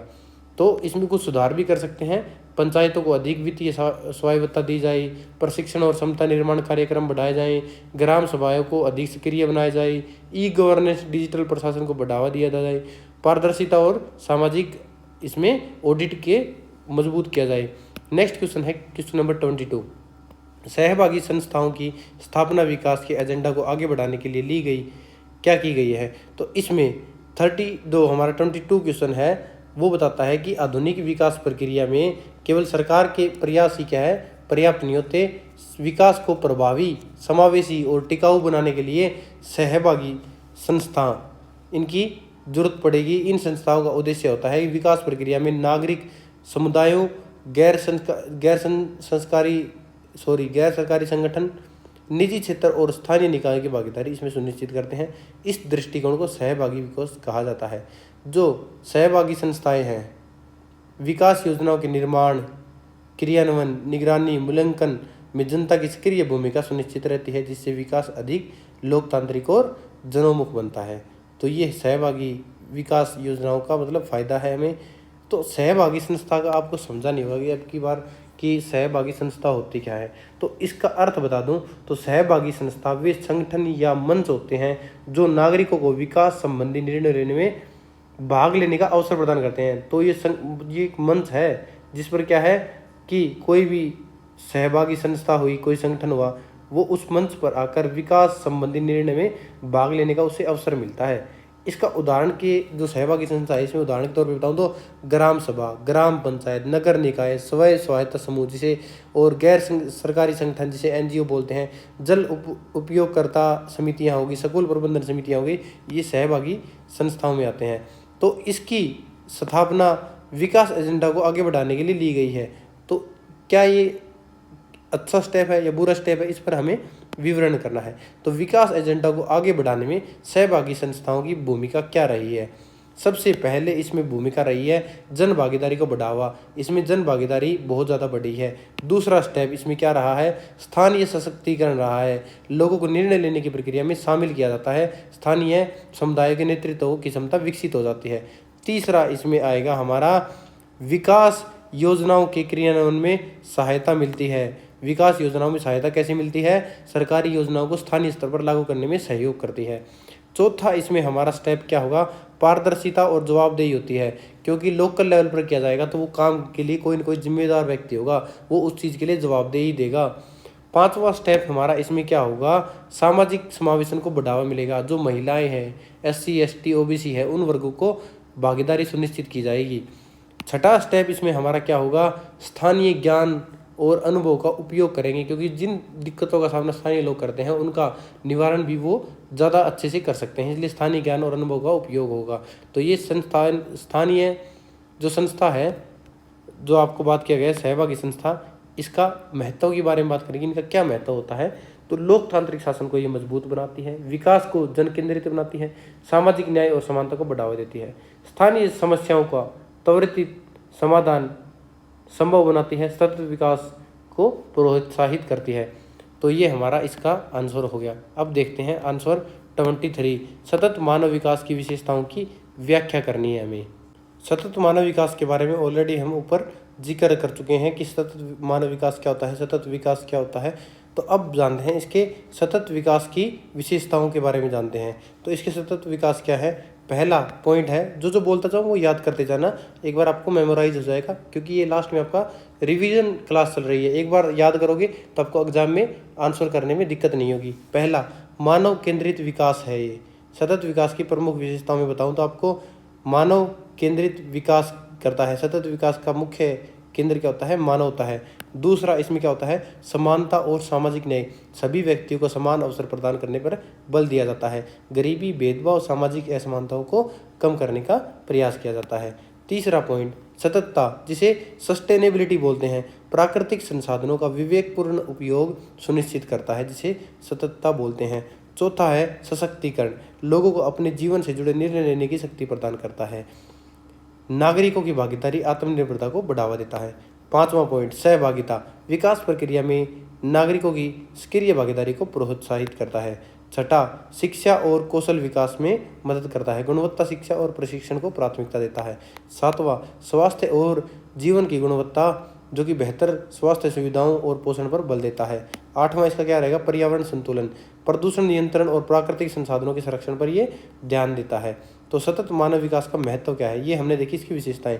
महत्व ये है कि जीवन की गुणवत्ता में सुधार करता है, गरीबी और असमानता में कमी करता है, पर्यावरण संरक्षण को बढ़ावा देता है, सामाजिक न्याय और समावेशी विकास करता है, सतत विकास लक्ष्यों की प्राप्ति में सहायता करता है। तो ये इस क्वेश्चन का हमारा आंसर है। अगला क्वेश्चन है 24, सूचना और संचार प्रौद्योगिकी समर्थन शासन पर एक टिप्पणी लिखिए। इसके बारे में भी हम ऑलरेडी क्लास ले चुके हैं। ICT, जिसे सूचना और संचार प्रौद्योगिकी बोलते हैं। ICT क्या होता है, सूचना और संचार प्रौद्योगिकी, जिसे इंग्लिश में ICT बोलते हैं। ICT की फुल फॉर्म क्या है, जो कि मैं ऑलरेडी पिछली क्लास में बता चुका हूँ। आप एक बार याद करके देखिए, आपको कितना मेमोराइज है, कितना याद है। अब इसके बारे में डिस्कस करते हैं। सूचना और संचार प्रौद्योगिकी समर्थन शासन से आशय शासन और प्रशासन में सूचना और प्रौद्योगिकी के उपयोग से है। इसका उद्देश्य सरकारी सेवाओं को अधिक पारदर्शी, जवाबदेह, प्रभावी, त्वरित नागरिक केंद्रित बनाना है। आधुनिक समय में आईसीटी सुशासन का एक महत्वपूर्ण उपकरण बन गया है। आईसीटी के माध्यम से सरकार नागरिकों तक डिजिटल रूप में सेवाएं पहुंचाती है, जिससे प्रशासनिक प्रक्रिया सरल, तेज और सुविधाजनक बनती है। इसमें ई गवर्नेंस मेनली इसमें ई गवर्नेंस आता है। तो सूचना और प्रौद्योगिकी का हमने डेफिनेशन देख ली, क्या होता है ये, कैसे हमारे इसमें सिस्टम में इनबिल्ट है। तो इसके समर्थन शासन पर एक टिप्पणी लिखनी है। तो आईसीटी के समर्थन शासन की विशेषताएं क्या है, तो इसके बारे में बात करेंगे कि इसमें सबसे पहले हमें क्या विशेषताएं है, इसमें मिलती है हमें पारदर्शिता। दूसरा स्टेप क्या, दूसरी विशेषता है इसमें जवाबदेही मिलती है। तीसरा इसमें त्वरित सेवा वितरण है, इमीडिएट हमें क्या है रिस्पॉन्स मिलता है, त्वरित सेवा वितरण मिलता है। चौथा इसमें की क्या विशेषता है, नागरिक सहभागिता होती है। इसमें नागरिक शासन प्रक्रिया में सक्रिय भागीदारी कर सकते हैं। तो भारत में अब बात करते हैं आईसीटी समर्थन शासन की प्रमुख पहलें क्या थी। सबसे पहले नंबर पर क्या पहल थी, डिजिटल इंडिया। तो ये 2015 में शुरू हुआ था। भारत में डिजिटल रूप से सशक्त समाज बनाने का कार्यक्रम, डिजिटल सेवाओं को और इंटरनेट पहुंच का विस्तार किया गया था। दूसरा इसमें था उमंग ऐप, विभिन्न सरकारी सेवाओं को एक ही मंच पर उपलब्ध कराना। तीसरा है इसमें डिजी लॉकर, नागरिकों को डिजिटल दस्तावेज सुरक्षित रखने का प्रावधान था। चौथा इसमें आता है ई डिस्ट्रिक्ट ई गवर्नेंस सर्विसेज, जिसमें प्रमाण पत्र, लाइसेंस, अन्य सरकारी सेवाओं की उपलब्धता कराना था। पांचवा इसमें था आधार और डीबीटी कार्ड, जिसे डायरेक्ट बेनिफिट ट्रांसफर बोलते हैं। लाभार्थियों तक सरकारी सहायता सीधे व्यवस्था तक मतलब पहुंच थी उनकी। अगला नेक्स्ट क्वेश्चन है हमारा 25। तो 25 क्वेश्चन क्या बोलता है, शासन की अवधारणा और प्रकारों की व्याख्या कीजिए। शासन क्या है, एक व्यापक अवधारणा है जो समाज, संगठन, राज्य के संचालन, प्रबंधन तथा निर्णय निर्माण की प्रक्रिया को दर्शाती है। शासन केवल सरकार के कार्यों तक सीमित नहीं है, बल्कि इससे सरकार, निजी क्षेत्र, नागरिक समाज, अन्य हितधारकों की भागीदारी भी शामिल होती है। विश्व बैंक के अनुसार शासन वह प्रक्रिया है जिसके माध्यम से किसी देश की शक्ति और संसाधनों का प्रबंधन किया जाता है। शासन का मुख्य उद्देश्य क्या होता है, पारदर्शिता, जवाबदेही, दक्षता, जन भागीदारी, कानून के शासन को सुनिश्चित करना, इसे बोलते हैं शासन। तो शासन की अवधारणा के बारे में बात करनी है और उसके प्रकारों की व्याख्या करनी है। तो एक शॉर्ट टर्म में बताता हूँ कि शासन की अवधारणा क्या होती है। शासन एक ऐसी प्रक्रिया है जिसके माध्यम से नीतियाँ बनाई जाती हैं, निर्णय लिए जाते हैं, उन्हें लागू किया जाता है। आधुनिक शासन का स्वरूप सहभागी, पारदर्शी और उत्तरदायी माना जाता है। तो ये शासन की अवधारणा है। अब बात करते हैं शासन की विशेषताओं के बारे में बात कर लेते हैं पहले। तो शासन की मुख्य विशेषता होती है पारदर्शी, जवाबदेही, जन भागीदारी, कानून का शासन, प्रभावशीलता, दक्षता और समानता का समावेश। अब बात करते हैं शासन के प्रकार। तो शासन के प्रकारों में सबसे पहले आता है राजनीतिक शासन। यह शासन के राजनीतिक पक्ष से संबंधित है। इसमें नीति निर्माण, चुनाव, नेतृत्व, राजनीतिक निर्णय शामिल होते हैं। दूसरा प्रकार है इसमें प्रशासनिक शासन, जिसमें सामाजिक शासन भी बोल सकते हैं, प्रशासनिक शासन भी बोल सकते हैं, जिसे सामाजिक को सोशल बोलते हैं। इसके साथ ऐड करना है एडमिनिस्ट्रेटिव शासन। तो सरकारी नीतियों और कार्यक्रमों के क्रियान्वयन से संबंधित है। इसमें प्रशासनिक संस्थाएं, नौकरशाह, सार्वजनिक सेवाएं शामिल होती हैं। वहीं सामाजिक शासन में क्या होता है, यह शासन सामाजिक संगठनों और समुदाय के भीतर निर्धारित नीतियों, अदालत और नेतृत्व को समझाता है। इसमें सबसे पहले हमने बात की प्रशासन शासन की, फिर दूसरी बात की सामाजिक शासन की। अब तीसरा है हमारा इसमें अर्थव्यवस्थात्मक शासन, जिसे आर्थिक शासन भी बोलते हैं। अर्थव्यवस्था के प्रबंधन और नियंत्रण से संबंधित है। अगला नेक्स्ट है हमारा इसमें व्यवस्थात्मक शासन, जिसे एडमिनिस्ट्रेटिव बोलते हैं। ये एडमिनिस्ट्रेटिव हम पहले कर चुके, मैंने ऊपर वाले में शामिल कर दिया था। इसमें क्या होता है, जो सरकारी बाबू है, कामकाज, कर्मचारी प्रबंधन और सार्वजनिक सेवाओं की प्रदान करने पर संदर्भित है। तो ये हमारा इस क्वेश्चन में टाइप थे।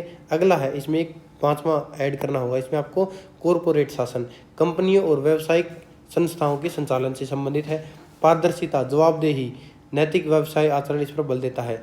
अगला नेक्स्ट है इसमें वैश्विक शासन, अंतर्राष्ट्रीय स्तर पर देशों और संस्थाओं के बीच में सहयोग से संबंधित है। तो ये हमारा छठा था, जिसे वैश्विक शासन बोलते हैं। फिर आता है इसमें शासन। आधुनिक समय में सुशासन को शासन का आदर्श रूप माना जाता है। तो ये हमारा सुशासन हो गया और यहाँ हमारा क्वेश्चन कंप्लीट होता है। नेक्स्ट क्वेश्चन है क्वेश्चन नंबर 26। उपयुक्त उदाहरण देते हुए शासन के हितधारकों की भागीदारी के महत्वपूर्ण चर्चा कीजिए। तो हितधारकों, जो शासन में हितधारक है ना, उसकी भागीदारी देनी है। क्वेश्चन ऑलरेडी हम कर चुके हैं। हितधारक मैं आपको बता चुका हूँ कि हितधारक क्या होते हैं। अब डायरेक्ट बताता हूँ कि शासन में हितधारकों की भागीदारी का महत्व क्या है। तो इसमें शासन में हितधारकों की भागीदारी में सबसे पहला नंबर आता है जन भागीदारी को बढ़ावा, इससे जन भागीदारी को बढ़ावा मिलता है।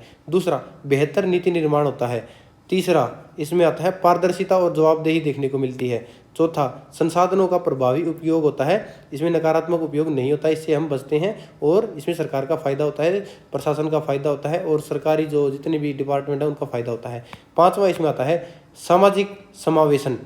तो महिलाओं, SC ST OBC वर्ग की भागीदारी हो जाती है, जिसे सामाजिक समावेशन बोलते हैं। इसमें उदाहरण के तौर पर जल संरक्षण में हितधारकों की भागीदारी देख सकते हैं कि जल संरक्षण में समुदाय की भागीदारी क्या है। तो इसमें देखेंगे तो सबसे पहले इसमें आता है सरकार की भूमिका। जल संरक्षण में सरकार की क्या भूमिका है, जिसमें सरकार ने जल संरक्षण की योजना शुरू की। फिर आता है इसमें स्थानीय समुदाय की भूमिका, ग्रामीणों ने जल संचयन कार्य में कितना श्रमदान किया, जल संरक्षण के प्रति जागरूकता अभियान चलाए या नहीं चलाए। फिर इसमें आता है थर्ड रूप किसका, पंचायत की भूमिका कितनी रही है इसमें। फिर NGO की भूमिका कितनी रही है। फिर इसका परिणाम क्या निकला, वर्षा जल संचयन में वृद्धि हुई, भूजल स्तर में सुधार हुआ, पेयजल संकट कम हुआ, कृषि उत्पादन बढ़ा। फिर बात करते हैं हितधारकों की भागीदारी के अन्य उदाहरण क्या रहे हैं। स्वच्छ भारत मिशन मान लो, मनरेगा मान लो, शिक्षा क्षेत्र में मान सकते हैं आप। शिक्षा क्षेत्र में क्या है, स्कूल प्रबंधन समितियों द्वारा विद्यालय संचालन में सहयोग, जो कि आजकल खत्म हो चुका है, आजकल तो स्कूल बंद हो रहे हैं। पर्यावरण संरक्षण में चिपको आंदोलन जैसे आंदोलनों ने स्थानीय समुदाय को सक्रिय बना दिया। तो ये इस क्वेश्चन का आंसर था। अब नेक्स्ट क्वेश्चन देखते हैं 27 नंबर क्वेश्चन क्या बताता है, विकास की अवधारणा और सिद्धांतों का हमें प्रशिक्षण करना है। तो विकास क्या होता है, डेवलपमेंट इसकी बात कर चुके हैं, इसकी अवधारणा और सिद्धांत इसका हम परीक्षण करेंगे बस। तो विकास की अवधारणा क्या होती है, विकास की अवधारणा में सबसे पहला पॉइंट क्या आता है, आर्थिक विकास, अर्थव्यवस्थात्मक विकास बोलते हैं उसे, आय उत्पादन रोजगार में वृद्धि के विकास को बोलते हैं। तो एक कंप्लीट डेवलपमेंट क्या होती है वो बता रहा हूँ मैं, विकास की अवधारणा उसे बोलते हैं, कंप्लीट कॉन्सेप्ट ऑफ डेवलपमेंट बोलते हैं। तो उसमें पहला आता है आर्थिक विकास, दूसरा आता है इसमें सामाजिक विकास। सामाजिक विकास क्या होता है, शिक्षा, स्वास्थ्य, सामाजिक सुरक्षा, समानता पर बल देता है। तीसरा होता है इसमें, तीसरा ऐड करना है आपको, मानव विकास। विकास का केंद्र मानव को माना जाता है। ये क्वेश्चन यहाँ थोड़ा मैंने शॉर्ट करवा रखा है, ये किसी ने मतलब लिखवाया है मैंने, तो ये गलत है, ये नहीं होगा। थर्ड का क्या होगा इसमें हमारा, मानव विकास। चौथा इसमें हमारा क्या होगा, सतत विकास होता है, वर्तमान आवश्यकताओं की पूर्ति करते हुए भविष्य की पीढ़ियों के हितों की रक्षा करना बोलते हैं सतत विकास। पर्यावरण संरक्षण, आर्थिक विकास के बीच में संतुलन स्थापित करता है। तो इसमें ये देख लिया हमने विकास की अवधारणा। इसके सिद्धांत देखेंगे, विकास के प्रमुख सिद्धांत क्या हैं। तो विकास के प्रमुख सिद्धांत देखेंगे तो इसमें सबसे पहले आता है समग्रता। समग्रता का सिद्धांत क्या होता है, विकास को केवल आर्थिक दृष्टि से नहीं बल्कि सामाजिक, राजनीतिक और पर्यावरणीय दृष्टि से भी समझना चाहिए। फिर देखते हैं इसमें समानता। समानता का सिद्धांत क्या है, तो दूसरा आता है समानता का सिद्धांत, विकास के लाभ समाज के सभी वर्गों तक पहुंचने चाहिए। फिर थर्ड आता है इसमें सहभागिता का सिद्धांत। सहभागिता में क्या आता है, इसमें विकास प्रक्रिया में नागरिकों की भागीदारी आवश्यक है, जन सहभागिता से विकास अधिक प्रभावी और टिकाऊ बनता है। चौथा इसमें आता है हमारा सततता, जिसे सतत का सिद्धांत बोलते हैं, प्रिंसिपल ऑफ सस्टेनेबिलिटी, प्राकृतिक संसाधनों का संतुलित उपयोग इसे बोलते हैं। इसमें फिर अगला आता है सशक्तिकरण का सिद्धांत, लोगों को निर्णय लेने की क्षमता और अवसर प्रदान करता है। छठा आता है मानव केंद्रित विकास, ये क्या है, ये विकास के सिद्धांत है हमारे जो हमने देखे हैं। तो इसी के साथ हमारा क्वेश्चन कंप्लीट होता है। नेक्स्ट क्वेश्चन है क्वेश्चन नंबर 28, एक का हमें 200 शब्दों में आंसर देना है। पहला क्या है, शासकीय संकेतक, दूसरा सहस्त्रावधि विकास और सतत विकास के लक्ष्य के बारे में हमें सबसे पहले जानते हैं शासकीय संकेतक के बारे में, कि शासकीय संकेतक वे मापदंड होते हैं जिसके माध्यम से किसी देश, राज्य, संस्था की शासन व्यवस्था की गुणवत्ता का आकलन किया जा सकता है। ये संकेतक यह दर्शाते हैं कि शासन कितना प्रभावी, पारदर्शी, उत्तरदायी और जनोन्मुख है। सुशासन की स्थिति को मापने तथा सुधार की आवश्यकता वाले क्षेत्रों की पहचान करने में इसकी महत्वपूर्ण भूमिका होती है। विश्व बैंक तथा अन्य अंतर्राष्ट्रीय संस्थाएं शासन की गुणवत्ता को मापने के लिए विभिन्न संकेतकों का उपयोग करती है। तो उसमें कौन कौन से संकेतक होते हैं, सबसे पहले होता है जवाबदेही, दूसरा पारदर्शिता, तीसरा इसमें कानून का शासन, चौथा राजनीतिक स्थिरता, पांचवा सरकारी प्रभावशीलता, छठा भ्रष्टाचार पर नियंत्रण, सातवां करता है नियात्मक गुणवत्ता के। ये इसके प्रमुख इंडिकेटर्स हैं जिनकी ये अंतर्राष्ट्रीय संगठन इनका उपयोग करते हैं। तो इस प्रकार शासकीय संकेतक सुशासन को बढ़ावा देने के लिए पारदर्शिता और जवाबदेही सुनिश्चित करने तथा विकास प्रक्रिया को अधिक प्रभावी बनाने में महत्वपूर्ण भूमिका निभाते हैं। तो ये हमारा 28 का क हो गया। अब ख देखते हैं, सहस्त्रावधि विकास और सतत विकास के लक्ष्य क्या होते हैं। तो इसमें जो मिलेनियम डेवलपमेंट है उसको बोलते हैं सहस्त्राब्दी विकास लक्ष्य। इसमें क्या होता है, संयुक्त राष्ट्र द्वारा वर्ष 2000 में निर्धारित किया गया था कि 8 वैश्विक विकास लक्ष्य थे जिन्हें वर्ष 2015 तक प्राप्त करने का लक्ष्य रखा गया था। इनका उद्देश्य था कि गरीबी उन्मूलन, शिक्षा का विस्तार, लैंगिक समानता, बाल एवं मातृ स्वास्थ्य में सुधार तथा पर्यावरणीय स्थिरता को बढ़ावा देना।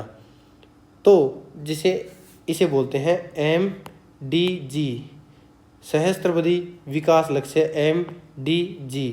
और सतत विकास लक्ष्य को क्या बोलते हैं, SDG, सतत विकास लक्ष्य को। तो अगला है इसमें MDG की जो उपलब्धियां हैं और जो सीमाएं हैं, जो कमियां हैं, उनको ध्यान में रखते हुए वर्ष 2015 में सतत विकास लक्ष्य अपनाए गए।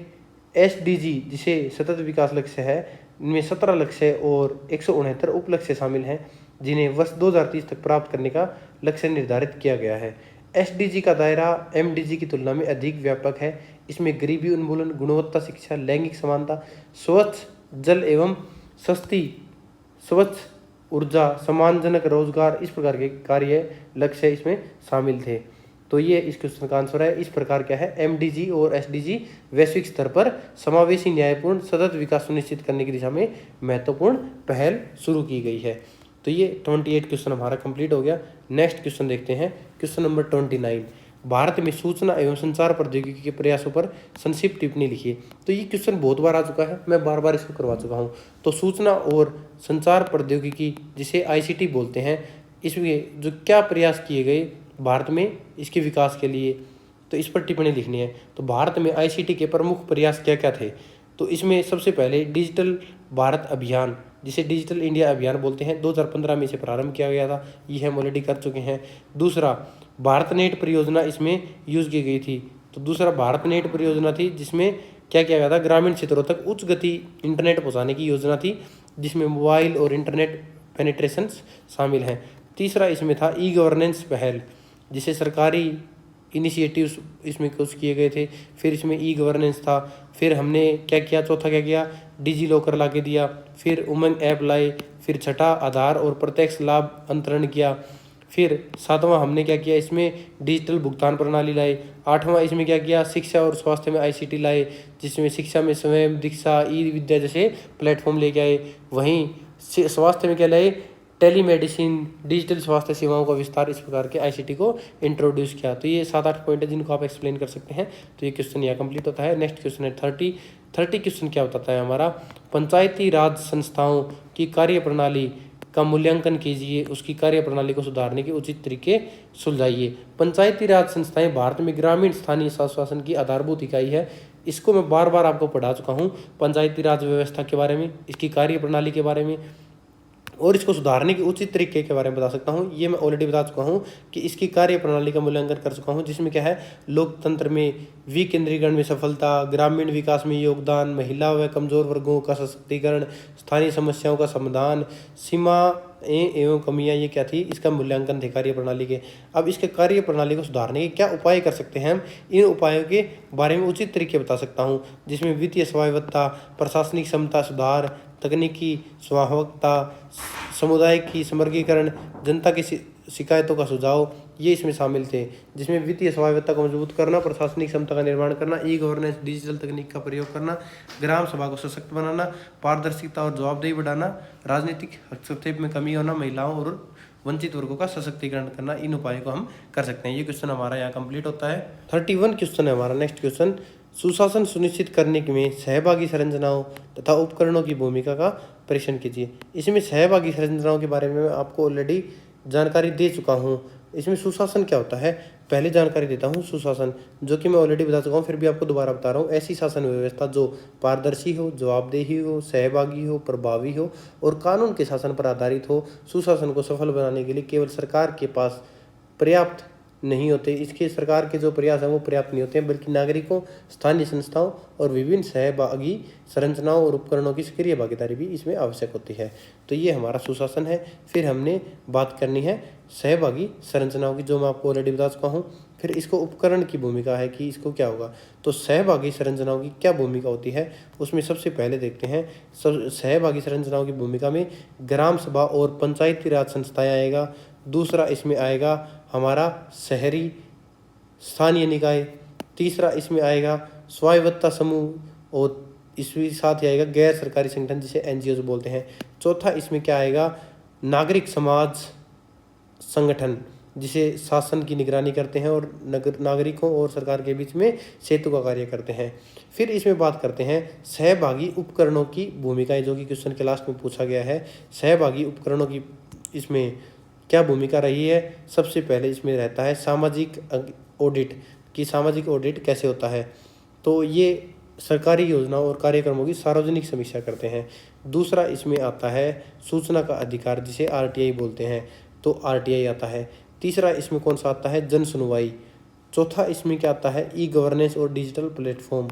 पांचवा इसमें आता है नागरिक घोषणा पत्र, सरकारी सेवाओं के मानक और समय सीमा निर्धारित करता है।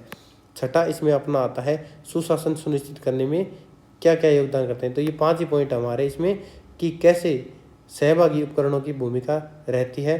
फिर सुशासन सुनिश्चित करने में क्या योगदान रहता है इनका, तो सबसे पहला योगदान रहता है इनका ट्रांसपेरेंसी और जानकारी प्रदान करना जिसे पारदर्शिता बोलते हैं। फिर निर्णय लेने की क्षमता होती है, जनसंपर्क और संपर्क साधन होते हैं। फिर गवर्नेंस और निगरानी होती है, कार्य प्रणाली में सुधार होता है।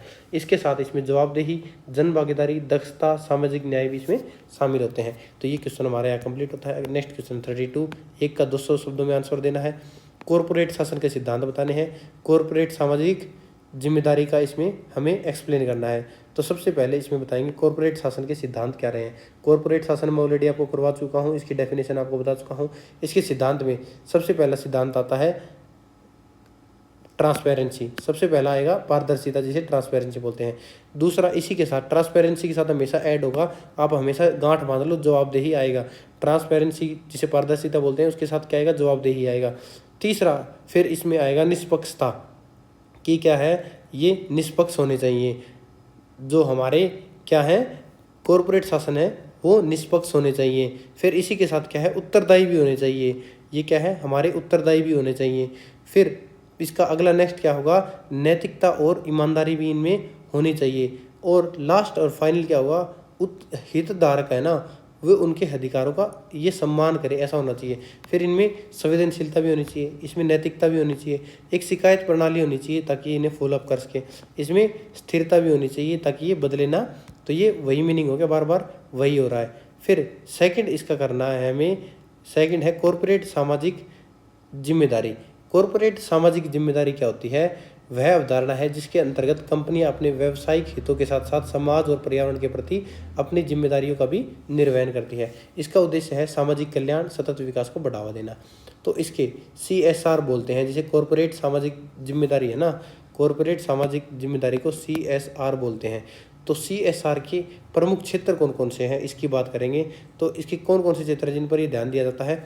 सबसे पहला क्षेत्र है शिक्षा का संवर्धन। दूसरा क्षेत्र है इनका स्वास्थ्य सेवाएं। जो पहला क्षेत्र है वो शिक्षा का क्षेत्र है। दूसरा क्षेत्र इसमें बताया नहीं गया, इसको थोड़ा कंजस्टेड किया गया है। तो दूसरा क्षेत्र होता है स्वास्थ्य सेवाएं। तीसरा होता है इसमें पर्यावरण संरक्षण। चौथा होता है इसमें समुदाय का विकास, समुदाय का उत्थान या समुदाय का विकास बोल सकते हैं। फिर इसमें आता है कर्मचारी कल्याण। ये CSR के क्या हैं, हमारे जो जिम्मेदारियां हैं या CSR के प्रमुख क्षेत्र है जिन पर ये काम करते हैं। फिर CSR का महत्व क्या है, सामाजिक विकास को बढ़ावा देते हैं, कंपनी की सकारात्मक छवि होती है, सतत विकास में योगदान देते हैं, समाज और कंपनी के बीच में बेहतर रिलेशनशिप डेवलप करते हैं। नेक्स्ट क्वेश्चन, क्वेश्चन नंबर 23, वैश्वीकरण की अवधारणा परिप्रेक्ष्य की व्याख्या करनी है। तो वैश्वीकरण की अवधारणा हम पहले वाले क्वेश्चन में ऑलरेडी कर चुके हैं। तो वैश्वीकरण की अवधारणा क्या क्या होती है, तो इसके प्रमुख तत्व क्या है, आर्थिक एकीकरण, तकनीकी क्रांति, सांस्कृतिक आदान प्रदान, राजनीतिक सहयोग। इसके वैश्वीकरण की अवधारणा में जो प्रमुख तत्व हैं उनके बारे में जिक्र की है। जो वैश्वीकरण के प्रमुख परिप्रेक्ष्य क्या है, एक बार आपको रिवाइज होएगा, मोटा मोटा बता रहा हूँ।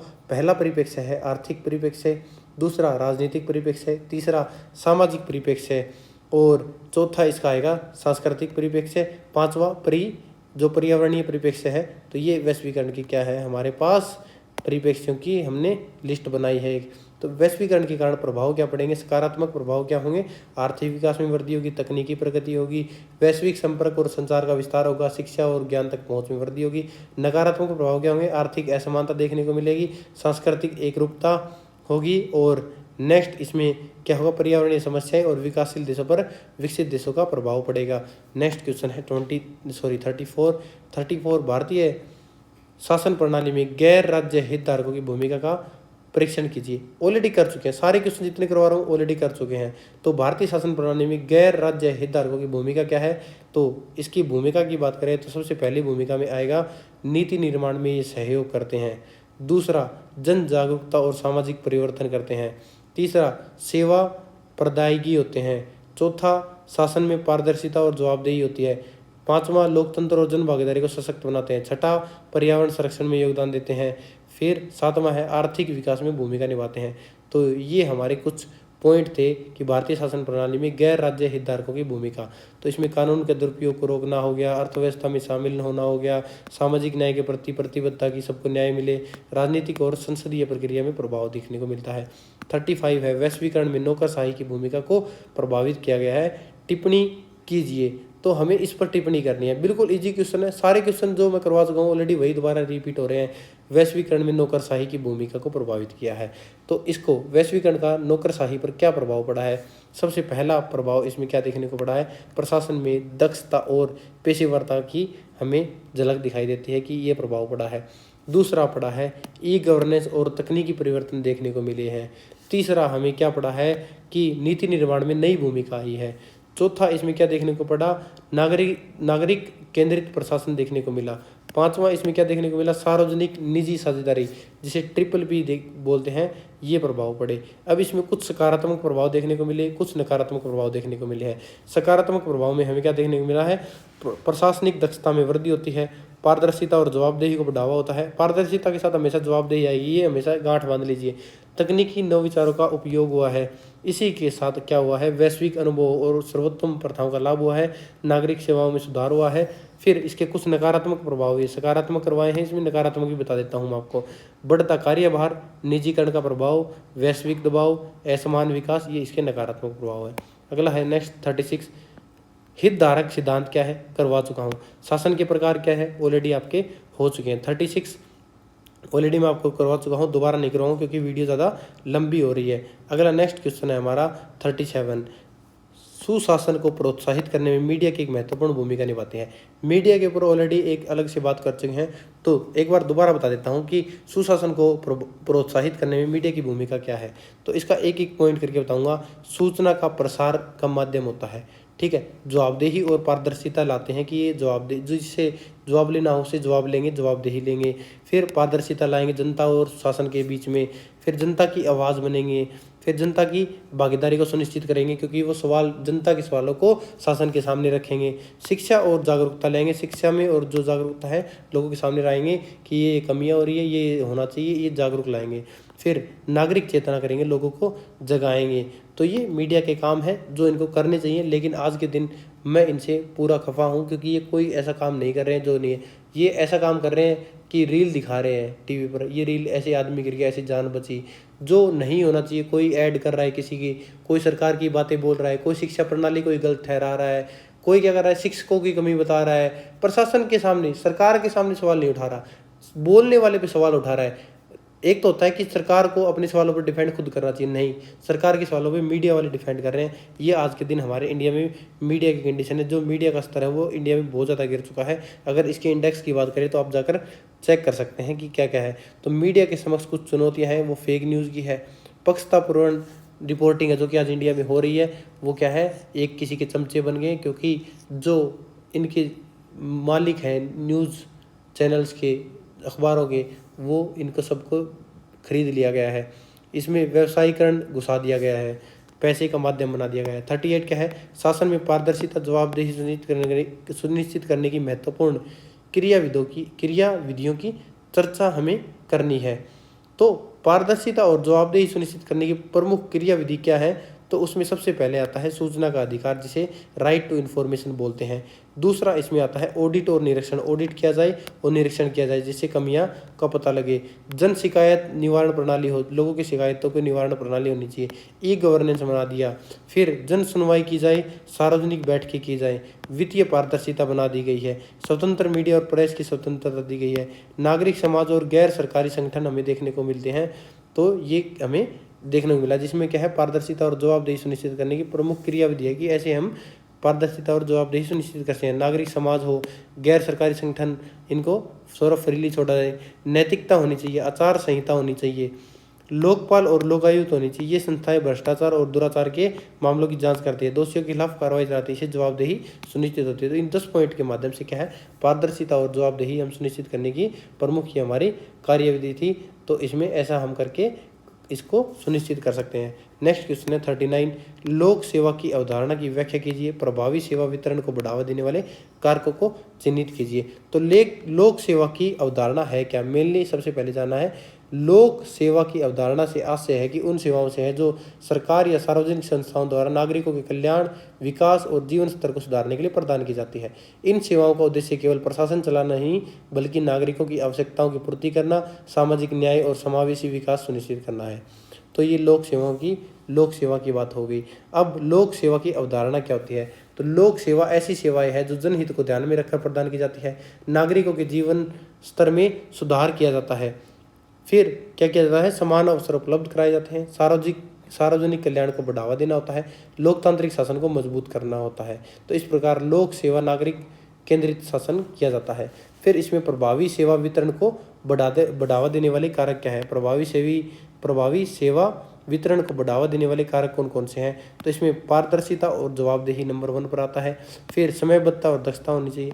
प्रौद्योगिकी का उपयोग होना चाहिए। ई गवर्नेंस, डिजिटल प्लेटफॉर्म का उपयोग कर सेवाओं को ऑनलाइन उपलब्ध कराया जाए। सूचना और संचार प्रौद्योगिकी ICT का उपयोग करके सेवाओं की गुणवत्ता की जांच में इसमें सुधार होना चाहिए। जन भागीदारी होनी चाहिए, उसकी प्रतिक्रिया रिस्पॉन्स होना चाहिए। प्रशिक्षण होना चाहिए, क्षमता निर्माण होना चाहिए। सरकारी कर्मचारियों को नियमित रूप से प्रशिक्षण देना, उनकी दक्षता को बढ़ाना चाहिए। सेवा वितरण में नवीनतम तकनीकों और प्रक्रियाओं को उपयोग को सिखाना चाहिए। वित्तीय संसाधन, जिसमें सेवा वितरण के लिए आवश्यक वित्तीय सहायता, वित्तीय संसाधनों की उपलब्धता सुनिश्चित करना है। वित्तीय संसाधनों का उचित और कुशल उपयोग करना है। 7वां, इसमें नीति और नियमन होना चाहिए। प्रभावी और स्पष्ट नीति और नियमों का निर्माण करना होता है। नीति निर्माण में नागरिकों और विशेषज्ञों की भागीदारी सुनिश्चित करनी होती है। 8वां, स्वतंत्र निगरानी और मूल्यांकन करना होता है। 9वां, इसमें समानता और समावेशन किया जाता है। 10वां, प्रोत्साहन और पुरस्कार देकर किया जाता है।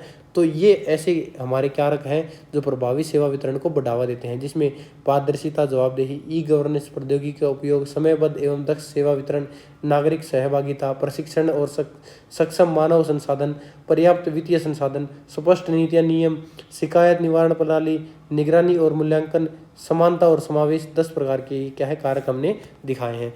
लास्ट और फाइनल क्वेश्चन है 40, निम्नलिखित में से प्रत्येक पर लगभग 200 शब्दों में टिप्पणी करनी है। सतत मानव विकास लास्ट क्वेश्चन में कर चुके हैं। विकेंद्रीकरण के बारे में और स्थानीय शासन के बारे में पहले ही हम जिक्र कर चुके हैं कि क्या क्या पहल है स्थानीय शासन की। तो ये 14 क्वेश्चन हमारा ऑलरेडी यहाँ हम ऊपर कर चुके हैं। तो ये क्वेश्चन जो हमने वीडियो थी, ये 1 शॉर्ट वीडियो जिसका रिवीजन है क्वेश्चन पेपर से, जो एग्जाम से पहले आप इसको एक बार रिवाइज कर सकते हैं, जो कि एग्जाम में आपकी बहुत हेल्प करेगी, क्योंकि इसमें सारे मैंने कीवर्ड बता दिए हैं कि आपको क्या क्या कीवर्ड एग्जाम में लिखने हैं, कैसे एग्जाम में आंसर लिखना है, क्या क्या पॉइंट लिखना है। पूरा क्वेश्चन पेपर है वो ऐसे ही बेस्ड है कि कैसे आपको आंसर करना है, कैसे नहीं करना, सब कुछ पूरा टोटली इसी पे बेस्ड है। ये दिखाया है कि आपको कैसे आपका क्वेश्चन पेपर आएगा, कैसे आपको करना है। पूरे 40 के 40 क्वेश्चन आपको करवा दिए हैं, कैसे किसका आंसर लिखना है, कौन सा रिपीट हुआ है। तो इस क्वेश्चन में देखते हैं कि कितने आंसर क्वेश्चन आपके इसमें से आए हैं जो मैंने वीडियो करवाई है। सबसे पहले वैश्वीकरण, राज्य, बाजार, नागरिक समाज के बीच में संबंध बताना है। वैश्वीकरण के बारे में बता चुके हैं, राज्य के बारे में बता चुके हैं, बाजार की कंडीशन क्या है बता चुके हैं, नागरिक समाज के बीच में इन सभी को डिस्क्राइब करना है और इनके बीच में क्या रिलेशन है वो बताना है। ऑलरेडी हम वीडियो में कर चुके हैं। संविधान के संचालन के ढांचे, शासन में राज्यकर्ताओं की भूमिका की चर्चा करनी है। तो संविधान के संचालन को कैसा होगा, जो शासन संचालन है उसके बारे में बात की गई, ऑलरेडी कर चुके हैं। थर्ड, शासन के द्वारा लोकतंत्र को मजबूत करने के उपाय, तो शासन के द्वारा लोकतंत्र को कैसे मजबूत कर सकते हैं इसके उपाय हम कर चुके हैं। फोर्थ, वर्तमान युग में शासन की चुनौतियां, कि आज के युग में शासन को क्या क्या चुनौतियां हैं। नौकरशाही की बदलती भूमिका के बारे में बताना है, नौकरशाही के बारे में कर चुके हैं, शासन के बारे में कर चुके हैं, शासन क्या है और शासन के बारे में क्या क्या चुनौतियां हैं ये भी ऑलरेडी कर चुके हैं। पांचवा, भारत में सूचना संचार प्रौद्योगिकी की पहल को उजागर कीजिए। तो भारत में आईसीटी बहुत क्वेश्चन करवाए हैं, आईसीटी के सभी क्वेश्चनों में से अगर मेन पॉइंट निकालोगे तो भी कर दो कि भारत में सूचना प्रौद्योगिकी की पहल, ये लास्ट क्वेश्चन भी था शायद 37 वगैरह था, ये हमने ऑलरेडी करवा दिया है। सिक्स्थ क्वेश्चन कौन सा है, समकालीन समय में शासन में मीडिया की महत्वपूर्ण भूमिका, शायद 35 क्वेश्चन था जो कि मैंने करवाया था, शासन में मीडिया की महत्वपूर्ण भूमिका क्या है। फिर सतत विकास मानव का अवकूलन 14 क्वेश्चन था और उससे पहले 2 क्वेश्चन करवाए थे, ये भी ऑलरेडी मैं करवा चुका हूँ। आठवां, विकेंद्रीकरण स्थानीय शासन के आयामों का परीक्षण कीजिए, ये भी ऑलरेडी आपको कम से कम 2 से 3 बार करवा चुका हूँ। ये इसी वीडियो में हमने जो क्वेश्चन करवाए हैं 8 के 8 क्वेश्चन मैं इसमें करवा चुका हूँ। अगर आप हमारे इस वीडियो को देख लेते हैं तो मैं गारंटी के साथ लिख के बोल सकता हूँ कि अब एक भी क्वेश्चन ऐसा नहीं होगा कि अनअटेंडेड छोड़ देंगे। अगर थोड़ा बहुत भी क्वेश्चन घुमा दिए तो भी आप आराम से कर सकते हैं, इतने क्वेश्चन इतने आंसर आपको करवा दिए हैं। इसलिए वीडियो को जो देखिए है चैनल को सब्सक्राइब करना ना भूलें, वीडियो को लाइक करें, डिस्क्रिप्शन बॉक्स में दिए गए टेलीग्राम चैनल को ज्वाइन कर लें ताकि आपको लेटेस्ट इन्फॉर्मेशन और स्टडी मटेरियल मिलता रहे। मिलते हैं एक ऐसी इन्फॉर्मेटिव